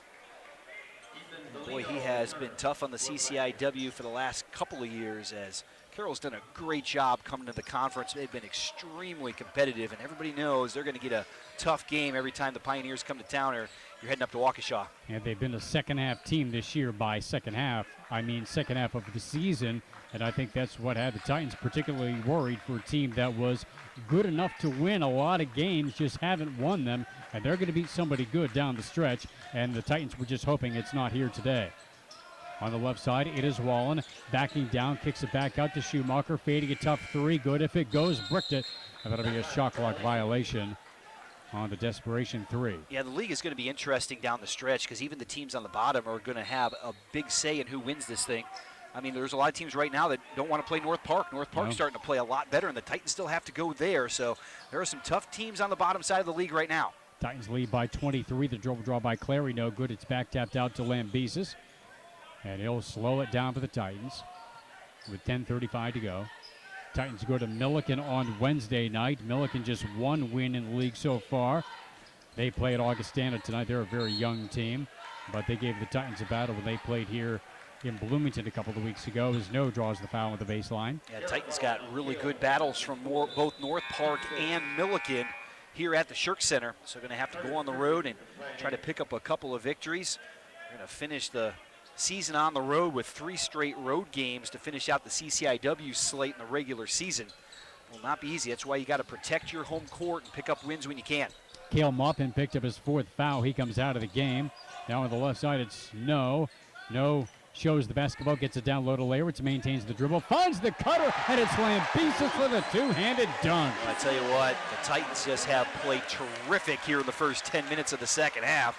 They have really shut down Carroll. What a great pass that was. 60-35. Sturgeon has a wide-open three. This one up in front of the 10. Rebound goes to Clary. Now to Penning in the corner. Works around Lambesis. Floats the ball into the corner. Shovels back out to Clary. Rolling off a screen. Draws the double. Nearly had it ripped away. Regains control. Back to Sturgeon. Tried to flip it to Penny. A miscommunication. Tapped out of bounds by Lambesis. Shot clock at 3. Yeah, Titans are all over the passing lanes right now, getting hands on the basketball, making it really difficult for Carroll to keep their ball moving. That's the key for the Pioneers. They got to keep that basketball moving. It's their weak side movement that makes it really hard. And if they can't reverse the basketball crisply, they're going to have a hard time running their offense. Clary inbounds to Soul, looks for the handoff. Not enough time. Who's knocked away. It's loose. It'll be a shot clock violation, but the Titans get it in time, so they'll play through it. And No gets the and one on the other end on the foul on Taryn Hall. Well, this one has completely gotten away from Carroll here in the second half. As Corey No now will head of the line. And there haven't been very many games for Coach Rose where he could kind of breathe easy in the second half. It's kind of nice to have one of these. I'm certainly sure he didn't expect it here this evening with his team now up 27 in the second half. Yeah, for all the close games that Carroll has lost, Illinois Wesleyan has had a lot of close victories. Their game here against North Park a couple of weeks ago was their first double-digit victory since November, mid-November, when they beat Alma. Ball rolled away from Hall, and no forced the jump ball. The alternate possession will give it to the Titans. And I guess you had a sense that this could happen to the Pioneers at some point. They're good enough to beat good teams, but when a game gets away, it's got to be demoralizing to have so many of these games and not get the victory. Yeah, and they are a really good team, but their margin for error is slim throughout a contest. They really have to play well to compete. They have not played well here so far in the second half, and that's not taking anything away from the Titans. They have played terrific defense in the second half. They've been all over the basketball, but yeah, this one has definitely gotten away from Carroll here this afternoon, and a lot of that has to do with the way Illinois Wesleyan has played. But you got to give Carroll a ton of credit because night in, night out, they hang in games and they make it really hard on you. Colin Cheney, a 6'4 junior guard from Batavia, is in for the first time for the Titans as they lead by 28. Cheney flips it down low, wall, and slips past his man. It gets it easy, too. Yeah, nobody there on the weak side. And, boy, this thing has ballooned to 30 now in the second half. A 9-point halftime lead, and I don't think anybody saw this coming. 9 minutes to go in the contest. Now pull up at the top of the key, 18-footer, no good for Bellino. At the rebound to No, ahead to Yoder. As he weaves through traffic, spots an open Cheney in the wing for three, and he buries it. Yeah, looked good that time. Nice job setting his feet. And everybody now getting in on things here for the Titans. 68-35 at the pass wide as Penny was looking in the corner for Seb Lease, a freshman from Melbourne, Australia. With the ball thrown behind him, Cody Mitchell comes in replacing Doug Wallen. Well, Eric, this has to be probably one of the best halves we've seen from this Titans team all year. And things really clicked here in the second half, and it's really been the defense that's been the difference. Yeah, it's been a good week for the Titans after they knocked off nationally ranked North Central on a Wednesday, following up an ugly loss at Elmhurst last week in their only game. They had the bye on Saturday. Jump step into the paint by Lawrence and the scoop and score. Yeah, he was a huge difference in that first half and building that lead when he and Corey No came off the bench. The Titans went on a nice run to build a lead and really never looked back after that. 70-35, they were doubling up the Pioneers. And we'll have a foul on the baseline as Lease got pushed off. And this one will go against Cheney. So he checks out of the game. Bernie Coderre, a Titans senior captain, is into the game. He hails from Homewood Flossmoor. As the inbound from Lease as he lobs it out near midcourt. And caught by Ronzio. Rolls to the right against a double. Shake and bake move. Lost the dribble. Got it back. Swings it back out to Lees. Rolls left. Kicks left wing. Dribbling baseline is Jimmy Gillespie. Kicks it out to an open man. Three-pointer rattles home for Ronzio, the freshman from Hersey High School. Cody Mitchell did a nice job extending out. Just a good shot over the top. Carroll continues to apply pressure. Just a quick update in Elmhurst. The Blue Jays lead Wheaton 63-55. So under 8 minutes to go in that one, and we'll keep an eye on that. As Elmhurst looks to bounce back for a win today after losing at the buzzer to Augie on Wednesday. Ball fake by No, jump step, double team, got tied up by Lease. And the jump ball, alternate possession, will give it back to the Pioneers. Yeah, there's sometimes you lose, but there are really, really tough losses, and that's one that Elmhurst that suffered on Wednesday, a game they felt like they had, just couldn't quite get there at the end against Augustana. It's one of those games, Eric, that if you don't win the conference, you look back and say that might have been the moment right there where things slipped away. Still plenty of opportunities, obviously, for Elmhurst to do so. But that's a tough one when you have a win on the road kind of slip away from you. He had a 5-point lead in the final minute of the game. Had a somewhat disputed technical foul that went against them late as Augie was coming back. And then the 40-footer by Pearson Wofford at the buzzer to give Augustana the win. Shot from Mitchell, or rather by the Pioneers, was no good. Mitchell was able to force the miss. Mitchell back the other way. The drive and basket. He missed the shot, but won't matter anyway. It's an offensive foul called against Cody Mitchell. Yeah, might have pushed off just a little bit, but that's the kind of things you want to see from Cody Mitchell. We've seen the jump shot. Now all of a sudden, explosiveness going to the basket. Got great size out there. And he's got a bright future at 6'7". Boy, can he stretch the floor. Good athlete. And things come around in the defensive end. We could see him on the floor some more. 70-38. Wesleyan has a lead. The drive-in dish out to Gillespie. Swings it on the wing. Now it's Bellino. Now on the baseline to Sturgeon against O'Neal. Hooks it back out, threw it away. The steal by Cheney. Cheney out in front. Glides in with a two-handed dunk. Boy, I love to see that from Colin Cheney. Coming off the bench right there, getting that passing lane and throwing it down. His second basket of the game, and that electrifies the crowd. They've had a couple of those dunks here today to take a 72-38 lead. Yeah, Peter Lambesis' throwdown earlier in the half was big time. Lease with a floater on the other end for two for the Pioneers. 72-40 with 6 minutes to go. As Mitchell inbounds to Cheney. Gets it back to Mitchell, now to No. In there with Coderre and O'Neal. They have the two seniors on the floor. Going with some upperclassmen who have not had so much playing time this year. Mitchell left side, crosses over, jump step, nearly fell down, and is whistled for traveling. Three-pointer waved off. Yeah, Cody just can't catch a break from the official right there. Nice job coming to that jump stop. Looks like Coach Rose is going to get everybody off the bench here at the Shirk tonight. And we talked about all the pressure in this team with the ceremony before the game. Got off to a slow start, but once they found their groove tonight, awfully good, and what an impressive performance. Yeah, even better in the second half. This was a 9-point game at halftime, believe it or not, and the Titans opened up with a 16-5 run, and they have not looked back.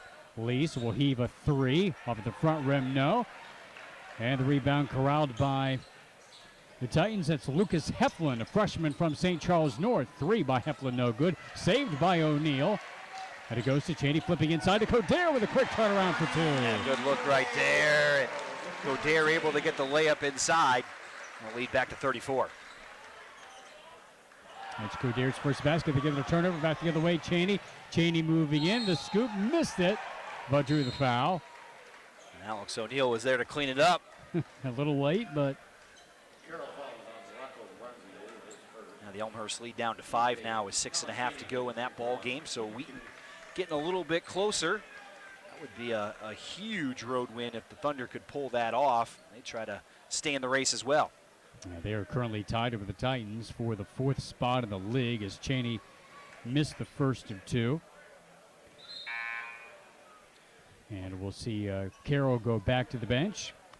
Anthony Kronig, a junior from Oconomowoc, Wisconsin, is in. I'm sure folks are seeing this score come across, probably taking a double look at it. Just what Carroll has done all year is the free throw no good, and O'Neal tips it back out. But just based upon what Carroll's done all year, just kind of a shocking result here at the Shirk Center, down 34 now in the second half. Now it's Coderre with the right wing going to Mitchell.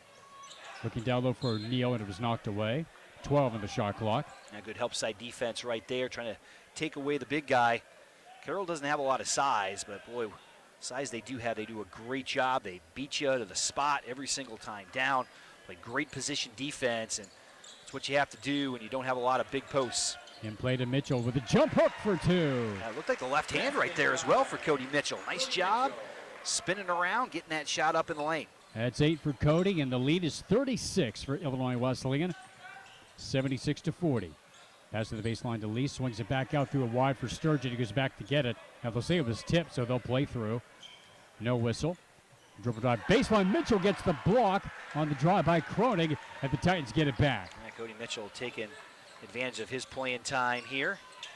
Now it's Cheney on the baseline. Swings it back out to Mitchell. Right side to Coderre. Right wing to Heflin. Heflin on the wing to Cheney. Backing down to Heflin once again. He'll float it from the right elbow. Back rimmed it. No. Looked like it hit the backboard first. And now Carroll will bring it up with under 4 minutes to go in this game. Well in hand for the green and white. And on the dribble drive, ball banked in by Lease. It counts. And he'll have an opportunity for a three-point play. And that's on to Coderre, his first. 15 foul. Make it their 6th. And Lease, the Australia native, will go for the three-point play, and he is long on that attempt. Coderre pulls down the rebound. 76-42, Titans in command as Coderre dribbles on the left wing, swings it out to Mitchell, looks for the handoff to Heflin. Heflin dribbles over the left hand into the paint, leans in, kicks it into the corner to Coderre. Codere goes back out to Cheney. Back to Codere, an open three, line drive, and he gets the bounce. Yeah, good ball movement that time for the Titans. Codere finds himself open and knocks down another three-pointer for Illinois Wesleyan. And the ball kicked by Heflin as he stuck his foot out of the bounce pass. With 3:18 to go, Jimmy Gillespie back in for Carroll. 79-42. With 3:18 left. Talked about how well Carroll takes care of the basketball, but 17 turnovers for the Pioneers here in the ball game, and Titans have done a really nice job of getting up in the passing lanes, able to knock the basketball free, making it hard for Carroll to be able to reverse the ball throughout the contest. It really has been a well-defended game by the Titans. Bellino inside for Sturgeon. His floater is short, tipped out, and a foul against Carroll on the rebound scramble, and this will be a one-and bonus on the other end. And this one goes against Sturgeon, his third. O'Neal checks out along with Codere, the two seniors, and they'll get a couple of other fresh bodies into the game. As we see Cole Corey, a 6'9 freshman from Columbia, and Samuel Painter, a 6'4 freshman from Litchfield, Illinois. So two downstate products on Ron Rose's club, as Heflin shoots and misses the front end of a one-and bonus. Now Carroll will start a homestand after this one. They'll be at home against North Park on Wednesday, followed up by Wheaton and North Central then after that. So this team, the Pioneers, are going to have a lot to say about who wins the CCIW, as they've got some big games coming up against the top side of the league. Gillespie missed the three, and the rebound goes to Mitchell for the Titans. Wesleyan has just two more home games left after this. Next Saturday against Augustana will be their senior night. Then Elmhurst the following Wednesday, the 12th. Painter with the give off to Cheney into the paint, lays it up short, but drew the whistle. Titans go on the road to Decatur on Wednesday against Milliken, as Illinois Wesleyan looks to continue this momentum that they've built here at the Shirk Center.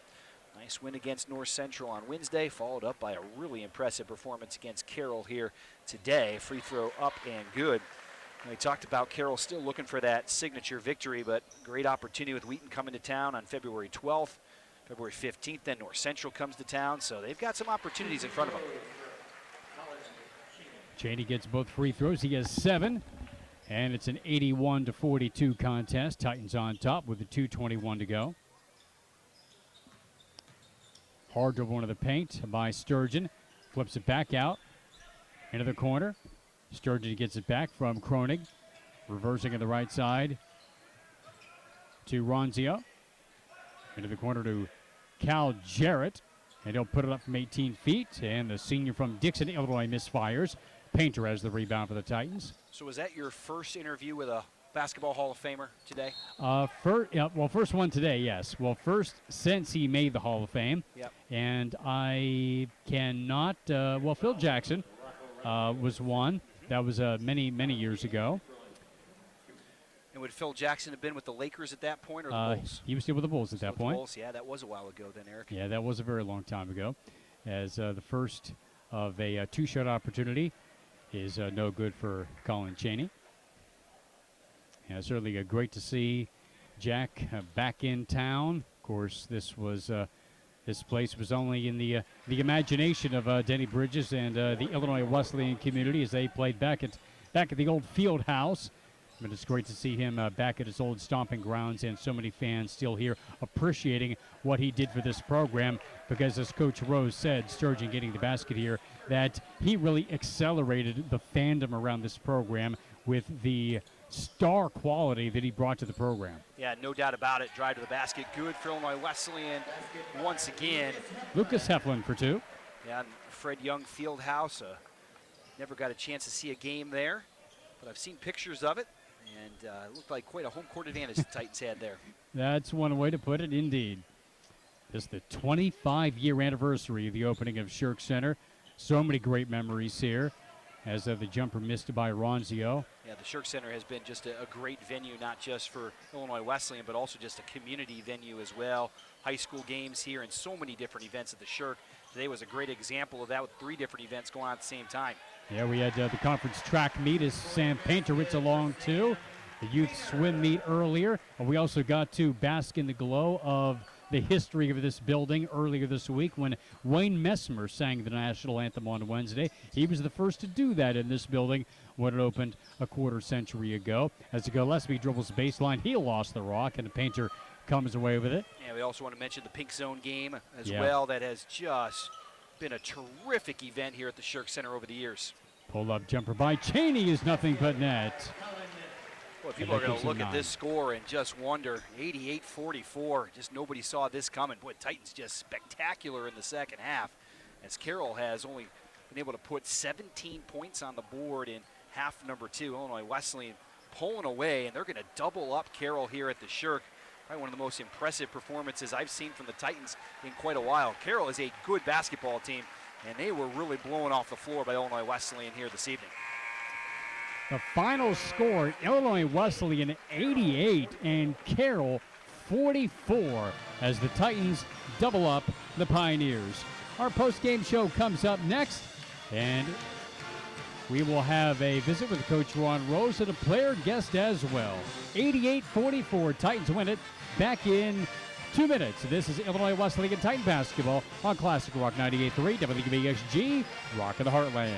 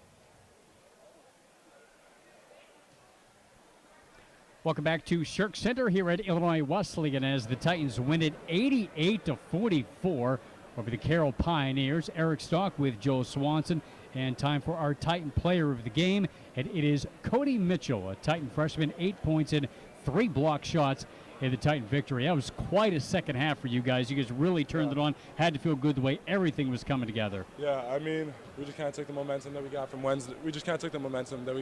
Against North Central. Just kind of carried it over. And the past few games, we've kind of came out in the second half flat. We knew we couldn't do that today. Kind of just put the pedal to the metal, and it worked out for us. So. Talk about preparing for Carroll. They are difficult to stop on the offensive end. They run a lot of different sets. Talk about what was your preparation like the last couple days? A lot of scout, because they run a lot of stuff. They're a really good team. And it was a quick turnaround after the North Central game, just 2 days of practice. So doing that, it was just kind of a lot of mental practices rather than physical. And we did a great job just retaining everything, staying locked in practice, and it showed on the court. So. And it's not just on the offensive end. They throw a lot of different defenses at it. We saw a little 1-3-1. We saw some diamond press. We saw a lot of man-to-man. So you got to prepare for a lot of different things. Yeah, and that's something we haven't seen a ton this season. So we kind of worked on that a lot actually in practice, working on the different presses that they throw at you, the different zones that they can throw at you in any given possession. So, yeah, I think it showed on the court, our preparation. Yeah, and it seemed like just everything clicked here, especially in that second half, offensively and defensively, but especially on the defensive end. What did you guys talk about at halftime? Just kind of being tenacious, kind of just having that dog in you, not really giving up, being in gaps, like helping out the helper, just having your teammates back, really. So. Well, we talked about you coming in, Cody, as a freshman here now. Talk about the adjustment here to Illinois Wesleyan, maybe the adjustment to college basketball this year. It's kind of just playing within my role, doing what I can to help the team, whether that's coming in for a few minute spurts, giving Doug a break, getting some rebounds. So tonight it was kind of expanded, and it was good. It's been working out for me, and I'm loving it here. So talk about your role just a little bit on the team right now. We know you can shoot the basketball, kind of playing a little bit inside out this year offensively. My role is kind of like I said, like coming in, getting boards. I think I needed improvement on the defensive end, which I'm trying to get better at every single day. So that's kind of where I've been trying to improve myself so I can help the team more on that end of the floor, and then helping on offense where I can. Well, we knew that you were going to have that breakout game at some point because you were so close so many times. It had to feel good to finally have that happen today. It felt great, especially doing it with these guys, having a ton of momentum right now leading into all these conference games and the regular season, so it feels good. And you are part of an extremely talented freshman class as well. Luke's getting a ton of minutes. You're coming off the bench, but a lot of other guys in that class as well. Yeah, I mean, I can't say enough about Luke. He's a phenomenal player, like one of my best friends. He's killing it on the court right now, and our group as a whole, like in the next few years, coming in our own, everybody developing, we're going to be a hard group to stop. Well, Jack Sikma came and talked to you guys yesterday. What was that experience like, and to have all of the pomp and circumstance of his visit and the banner unveiling moments before you guys took the court? It was awesome. Having him come and talk to us yesterday, it was awesome just kind of get some of his insight, kind of see where he was coming from. We got to see the Hall of Fame ring, all that, and just kind of we got to hear about his college experience, how he kind of sees everything on the court and how he handles the game. So I think it was helpful for all of us. And then the banner drop was super cool, just to have that there for the rest of the time. So that's awesome. Yeah, just one number down from you, so maybe someday they'll be retiring that one. We'll see. Yeah. Well, you got 4 more years to make it happen, so we appreciate the time. You get a couple of days off, and then you get ready for Milliken on the road on Wednesday. Yeah, so I just got to keep these conference games rolling. I mean, throughout the rest of the way, this conference is so even. Every game's a must-win, so just focus on the next one. You bet. Congratulations. Great game today. Thank you. All right, that's Illinois Wesleyan freshman Cody Mitchell, our player of the game. That is sponsored by Musselman Insurance, as Illinois Wesleyan gets the victory today, 88-44. And we're ready for assistant coach Andy Etheridge. Bringing him to the mic. So what a second half, up by 9 at halftime, and then you end up winning by 44. What happened? That was a lot of fun, wasn't it? Holy cow. I think there was a couple things. One, we've been working and preaching for the last couple weeks defensively, getting into gaps, urgency, not relaxing, and I thought the second half, from the get-go, we were really active and aware, got some steals, our hands on some balls and some deflections, and I think it just kind of led out to some transition stuff, which made it a little bit easier, and it kind of just kept going from there. And they're a team that you can't allow to reverse the basketball over and over again. You guys really took a lot of those reversals away. Yeah, we did. We did a great job keeping them on a side. And they're a team that's so kind of helter-skelter. It's a lot of ball screens and reversals, and it feels chaotic at times. And so we kept saying, hey, if it gets to a side, let's keep it there. And the bigs did a great job. Our weak side as a whole kept saying, get another step over, get another step over. And I think you saw in the second half we were able to do that, and it really contained them. Boy, Matt Layritz off the bench is making a huge difference for you. Yeah. Strong inside, but also doing a great job defensively, walling off near the basket. He has taken some strides the last couple of weeks. He's starting to get more comfortable. And I think, obviously, everybody knows about the injury and him being out of basketball for a little bit just because he was trying to recover from the foot. And to see him start to get more comfortable and just relax and go actually just play and kind of be himself. This is who we thought he can be. It was just a matter of kind of taking that big breath and saying, all right, just let it come to you. Don't have to force it. But he's a beast. He's an animal offensively, defensively, and he's a great punch off that bench. Eric and I talked a little bit about you lost Grant, obviously, and just trying to fill that gap. It seems like all those pieces have kind of shuffled around, and they're finally starting to fit now. Yeah, I think the roles are starting to get a little bit more clear in terms of what we need, and we've got guys that have to do some more than they probably didn't expect at the beginning of the year. Pete's been a great job as our backup one, quote unquote. And I think guys have embraced it, and then they've started to see it click a little bit, and now they've got the confidence just to really buy into that. And so right now there's a lot of great communication and understanding what needs to be done and what can lead to easies, and I think you're starting to see that. It's a young backcourt. Yeah. It's an exciting backcourt, though, and there are a lot of pieces there, obviously, going forward. You guys become a really dangerous team here down the stretch. Yeah, you know, it's little things that continue to build up. We talked about consistency, you know what I mean, not relaxing, and I think that's the next challenge, is we played a couple really good games in a row versus good teams. This week, Carroll's really, really good. The record probably doesn't show it as much as people realize, but now can we do it consistently? Can we not allow ourselves to relax and take that step back and feel like we've gotten there? And I think that's part of maturity and guys growing and recognizing that, and so I'm excited for Wednesday. The prep for these guys must be hard because they show a lot of different stuff. You have to prepare for the 1-3-1. You got to prepare for the man-to-man. Yep. Got a little quarter court pressure. So there's a lot you have to prepare for in a couple days. You know, it makes what Luke and Pete, a young guy and another young guy, but that doesn't naturally play the point guard spot, what they're doing and be able to control what we're doing and get us into stuff, that much more impressive, because you just never know. Every possession can be different. It can be a make, a miss, and it's a different defense. And so we've talked about not allowing ourselves to kind of get back on our heels, and we want to get into stuff. Just be confident in what you're getting in, and let's just run it through. And I think those two have done a really good job embracing that and just kind of pushing us through that and understanding, hey, it might not be the exact right thing, but let's make it work. Yeah, and you talk about Luke, you know, struggled against North Central the first time, so much better on Wednesday. Boy, he has just taken steps forward, and he does not look like a freshman, Andy. No, he doesn't. You know what I mean? And we knew he was going to be a really good player. We know there's going to be bumps and ups and downs, and I think that the team as a whole has embraced him and been there to pick him up and encourage him. And I think when you see some of the older guys around him, specifically the Dougs and the Charlies, and kind of settling things down and allowing him just to do his part, it's kind of all come together, and it's starting to click. And it's been really fun to see that and see him get more confident and really embrace that kind of leadership role as the point guard.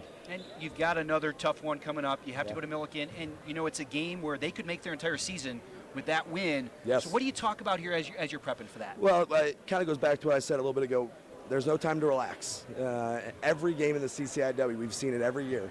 There are no easy games, especially on the road. And then you add in the fact that it's Milliken and the rivalry between the two schools. It's one of those where, okay, for our development and wanting to see that next step, which they've really wanted to see and what we've talked about breaking things down, the next steps can go out and handle our jobs when we play Milliken. And so they've done a good job just simplifying things there, and we've kind of talked about that. I think if we go into Milliken and again just keep it one game, one possession, one step, we'll be just fine. Hey, you wonder if you can have that same perspective when you're dealing with the freshmen and sophomores in many cases, because they don't have that perspective. They don't have necessarily the sense of urgency that a senior-laden team does. Yeah, well, absolutely. And, you know, some of our losses, people probably don't realize there's very few minutes where it just kind of gets out of hand. That's where the loss came from, was just a small margin of the game. If we can just take that small little bit out and eliminate that and take away that run, we're in a lot of games. And I think they recognize that and realize, okay, this wasn't like, hey, we just got beat a long period of time. It was just a small segment. And so for them to see that and recognize, oh, wait a second, we can take that little part and fix that, we should be pretty good. So I think the young guys have kind of starting to see that and hopefully keep growing from it. Have you put in the request for Jack Sikma to come back every home game?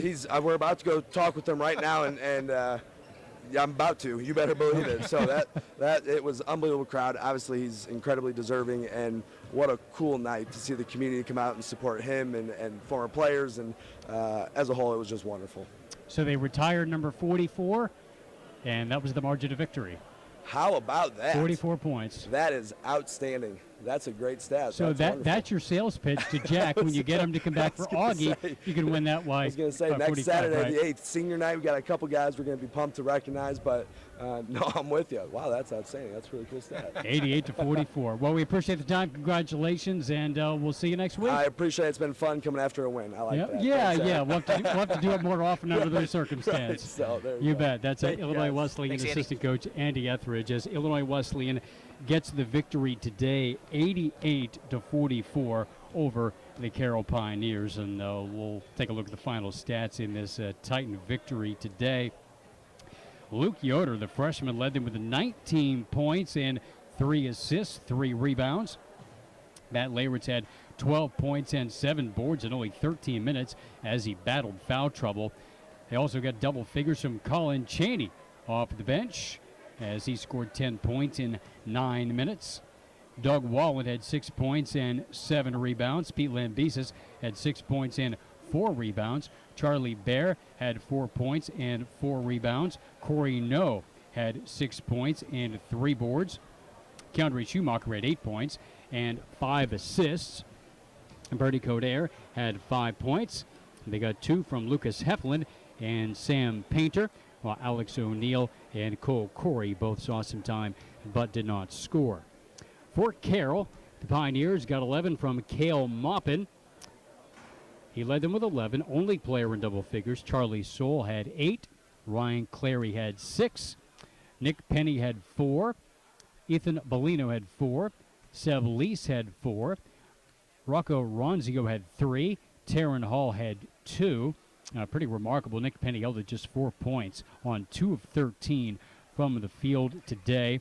And they also got some minutes for Jimmy Gillespie, Anthony Kronig, and Cal Jarrett, but they did not score, nor did David Analis nor Justin Gruber. The Titans shot 54% from the field. 56% was their best all season on Wednesday. They nearly matched that today at 54%, 33 out of 61.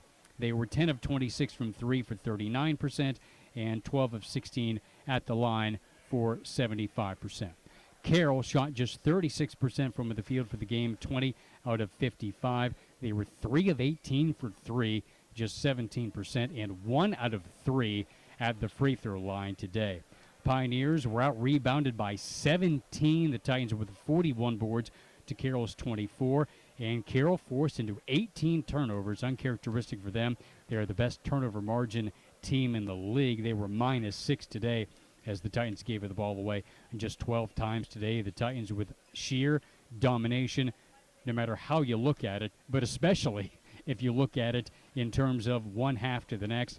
They outscored Carroll 52-17 in the second half for this landslide victory. Yeah, things certainly got away from Carroll in half number 2. The Titans had a lot to do with that. Defense was really good, especially on the perimeter, Eric. They really took Carroll off that three-point line throughout the contest. In the second half, they started forcing turnovers. We talked about Carroll with that small margin for error. It just didn't happen for the Pioneers here this evening. You got to give the Titans a lot of credit. Played really well on both ends of the floor. Got another home victory for Illinois Wesleyan. Good week for the Titans. You know, they really had a tough time at Elmhurst, picking up 2 wins this week. Now they go back on the road against Milliken on Wednesday. Augustana comes on Saturday. I'm sure the coaching staff, though, not thinking about Augie at all. You got to get that win on Wednesday, going down to Milliken. And I mentioned this with Coach Etheridge. You know, Milliken, they're going to be playing for their season. They win that one, it makes their whole year. You go down, you pick up a win against Illinois Wesleyan, so the Titans are going to be ready to go on Wednesday. Well, they improved 13-6 on the season, 7-3 in the CCIW in a crowded race. Just one loss behind the leaders in Elmhurst and North Central, while Carroll drops to 9-11, their 8th straight defeat, and they are now 2-9 in the CCIW. Titans again back on the road on Wednesday at Milliken. We will have broadcast coverage of the women's game here at Shirk Center on Wednesday night as they take on Elmhurst. We'll have the call for you at 7. And then on Thursday night, we have our Titan Coaches Show at 7 o'clock from Cheeks Bar and Grill in Bloomington with yours truly. Then we are back here at Shirk on Saturday for a doubleheader against Augustana. The women at 5, the men at 7, and hard to believe, but it will be senior night. Yeah, hard to believe. Boy, the year is flowing by. Titans have those 3 games on the road to finish the regular season. And this is a team that just keeps getting better and better here as the season goes on. It's a young team, but it is an exciting team to watch at the Shirk Center, and probably had their best performance of the year here today. A 44-point win against a good Carroll team. Thanks for joining us for this Titan basketball doubleheader. Thanks to Nathan Schertz in studio, and for Jack Sikma, the Hall of Famer, for joining us at halftime today. Illinois Wesleyan gets the doubleheader sweep. They knock off the Carroll women Pioneers 73-57, and the Titan men get the victory 88-44. We'll talk to you next Thursday night from the Coaches Show. For Joel Swanson, this is Eric Stock saying so long from Shirk Center. This has been Illinois Wesleyan Titan basketball on Classic Rock 98.3 WBXG, Rock of the Heart.